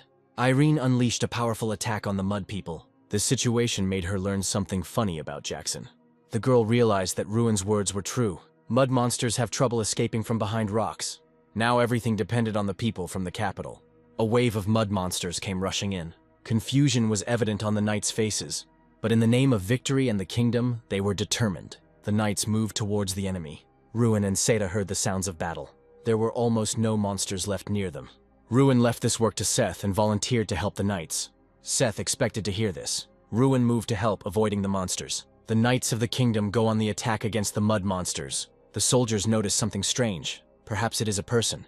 They hear the sounds of an explosion and think that it is their allies, the magicians. The soldiers are scared because they don't understand what's happening. The sounds of explosions were emitted by Ruina, smashing and destroying all the monsters in his path. He rushed past them in a bright flash of fire. Ruin flies to the aid of the soldiers, which helps them in their advancement. Sir Bolvar Peyton did not doubt the young lord, so he is not surprised by such strength. In the place where the magic of Ruin appears, not a single living monster remains. Ruin, unlike the creatures, remembers how this land of Ardell was destroyed. Horror of people, death and destruction. And the mother, Lady Ardell, who lost her life due to the attack of monsters. The magic of Ruin is stronger than ever. It absorbs everything in its path. The campaign went well, and upon returning home, Jason's first act was to talk about his role in the victory, trying to impress the girls. The girls didn't listen to him very attentively, being distracted by Ruin and Seth passing by. Ruin, smiling to himself, thought about the successful campaign to cleanse the lands.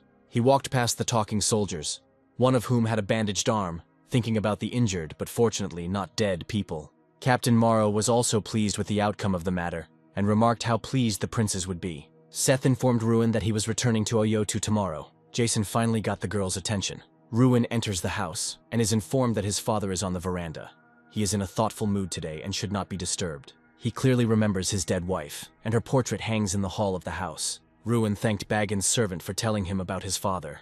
Baggins thanks Ruin and says that today is the happiest day of his life. Baggins bows and says that what Ruin did today will never be forgotten by the locals. Ruin takes a step towards the door and tugs on the ornate carved handle. One more step and he is in his father's room. Ruin finds himself on an open veranda. He immediately understands what his father is thinking about, because he himself cannot forget the day his mother died. Amid the general joy of victory, Delin Ardell went deep into his thoughts. Ruin thinks he entered unnoticed, but Delin knows his son is here. Ruin is about to leave and not disturb his father, but he, on the contrary, calls his son closer. Father offers Ruin wine and he does not refuse. The wine turns out to be special. Aged for 17 years, it is called Selvrook. But as Ruin's father says, he and Maria, his mother, called it something else. Ruin is surprised that his father started talking about his mother. The wine was made on Ruin's birthday. The father passed the glass to his son. Ruin saw his reflection in the crimson drink. The father and son took a sip from their glasses. Ruin compliments the taste of the wine, which his father is pleased to hear. The father asks Ruin about his future plans, and learns that his son plans to further expand his territory. Suddenly, Ruin got a system window with a message. Something was wrong. Strand was worried about Kingram. Strand insisted on rushing to the academy immediately. Ruin turns to his father, saying that he asks for forgiveness, but he urgently needs to go to the academy. The father is confused, and does not understand why there is such urgency. He sees how serious Ruin is and lets him go. Ruin, without going to the door, jumps from the open balcony, simultaneously thinking about why a new task appeared immediately after the cleanup operation. In the basement of the academy, opposite Kingram, stood a magician in whose hand a spell was being born. Apparently, Kingram, not expecting the attack, was unable to repel the attack in time and lost his arm. He was on one knee, holding on to the place where the limb was missing. Kingram talked to the mage who attacked him. He heard rumors about him in the academy. The attacker was the filthy King Theron. Theron wondered why Ruin had the strength of an entire ogre. He started digging deeper through Ardell and the academy and realized what or who was going on. Kingram and his help were to blame for everything. Someone enters the hall where Theron and Kingram are standing. The king turns to look at the person entering. Tyrion Ignite, fuming at the intruder, entered the basement. Ignite tries to awaken conscience or reason in Theron by reminding him of the consequences of this treacherous invasion. But Theron does not care about them. Theron tells Tyrion that he is here because of Ruin, whose growing power could threaten his position.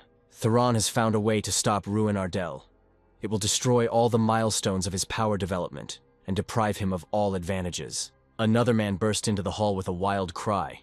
Ruin and Strana, not expecting to see the king and the head of the academy here, stood in bewilderment. Theron was pleased with this outcome of the event. He smiled evilly.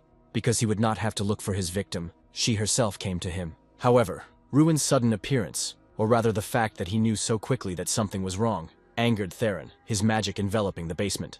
Theron was fully prepared to deliver the final blow to Ruin, his eyes burning with red flames. The head of the academy conjures a green shield with magical runes. He shouts at Ruin to leave, because he understands that Theron is too strong. He's not someone Ruin can handle. Suddenly, with one blast of magic, Tyrion Ignith was thrown aside, and no one separated Ruin and Theron anymore. Theron's fiery blast of magic was about to hit Ruin, but then Kingram spoke up. Theron was struck by a flash of light, created by all the artifacts stored below, and thrown away from the Ruin. Theron was defeated and expelled from the academy. Ruin, sitting on the floor, having lost his balance from the blow of magic, and Strana, standing next to him, looked at the wounded Kingram in bewilderment. Kingram, looking at his unharmed hand, admitted with annoyance that he and the power of all the artifacts were only enough to drive out Theron. He was upset that he had put Ruin in danger and was unable to defeat Theron. The head of the academy emerged from the rubble of the building unharmed. He had the same question for Ruin as Theron had earlier. How Ruin knew that something had happened at the academy. Why he was able to arrive there so quickly. This same question worried Kingram. Ruin became nervous. He hoped that they would believe him, because his story could sound crazy. Ruin explained everything, and the head of the academy finally put together the missing pieces. Tyrion assumed that Theron did not know about the full power of Ruin, but he could not help but notice her growth, so he was afraid that Ruin would encroach on his place. Ruin understands the danger. The Dirty King has set his sights on him, but he doesn't have enough strength to defeat him yet. A notification about the completed task arrived on the system panel. The reward was the opportunity to destroy Kingram's oath. Long ago, Kingram lost to Freud Ignite, the predecessor of the head of the academy, and was bound to an artifact to serve the academy. Ruin asked Kingram about the destruction of the oath, to which the ogre asked in surprise how Ruin knew about this. To destroy the oath means to allow Kingram to return to his original form and leave this place. The Ruin artifact allows you to do this as a reward for completing a task. But there is one thing to destroy an oath. The consent of the one who gave it is required. The head of the academy, as the representative of the man who had taken the oath, made it clear that Ruin's will was his will too. Kingram's seated body was engulfed in a blue glow. Bright blue rays of magic emanated from him. The oath was broken. It was surprising. No one expected that the Ruin artifact could even destroy a contract. Kingram turned to Ruin. Ruin was in big trouble. Everyone knew that. He was not ready for a fight with the King of Magicians. Kingram said he knew a method that might help. But to do this, it was necessary to leave this place. The ogre straightened up to his full height, holding his severed hand. Kingram invited Ruin to come with him to Heavenly Mountain. Ruin didn't expect such an offer. A prison guard screams at the top of his lungs that the underground prison has been attacked and one of the prisoners has escaped. There was a gaping hole in the thick brick wall left by a shock spell. The ones who attacked the prison were mages. 7 people in black cloaks stood in the middle of the forest, and next to them was the escaped prisoner. His name was well known, Josh Garrickville. Garrickville thanked one of the black cloaks for saving him, for the fact that the unknown person saved him personally. The unknown person made it clear that it was not a matter of sympathy for Garrickville. The unknown man in the black cloak was the crown prince of the Shomerton Empire, Raynoch.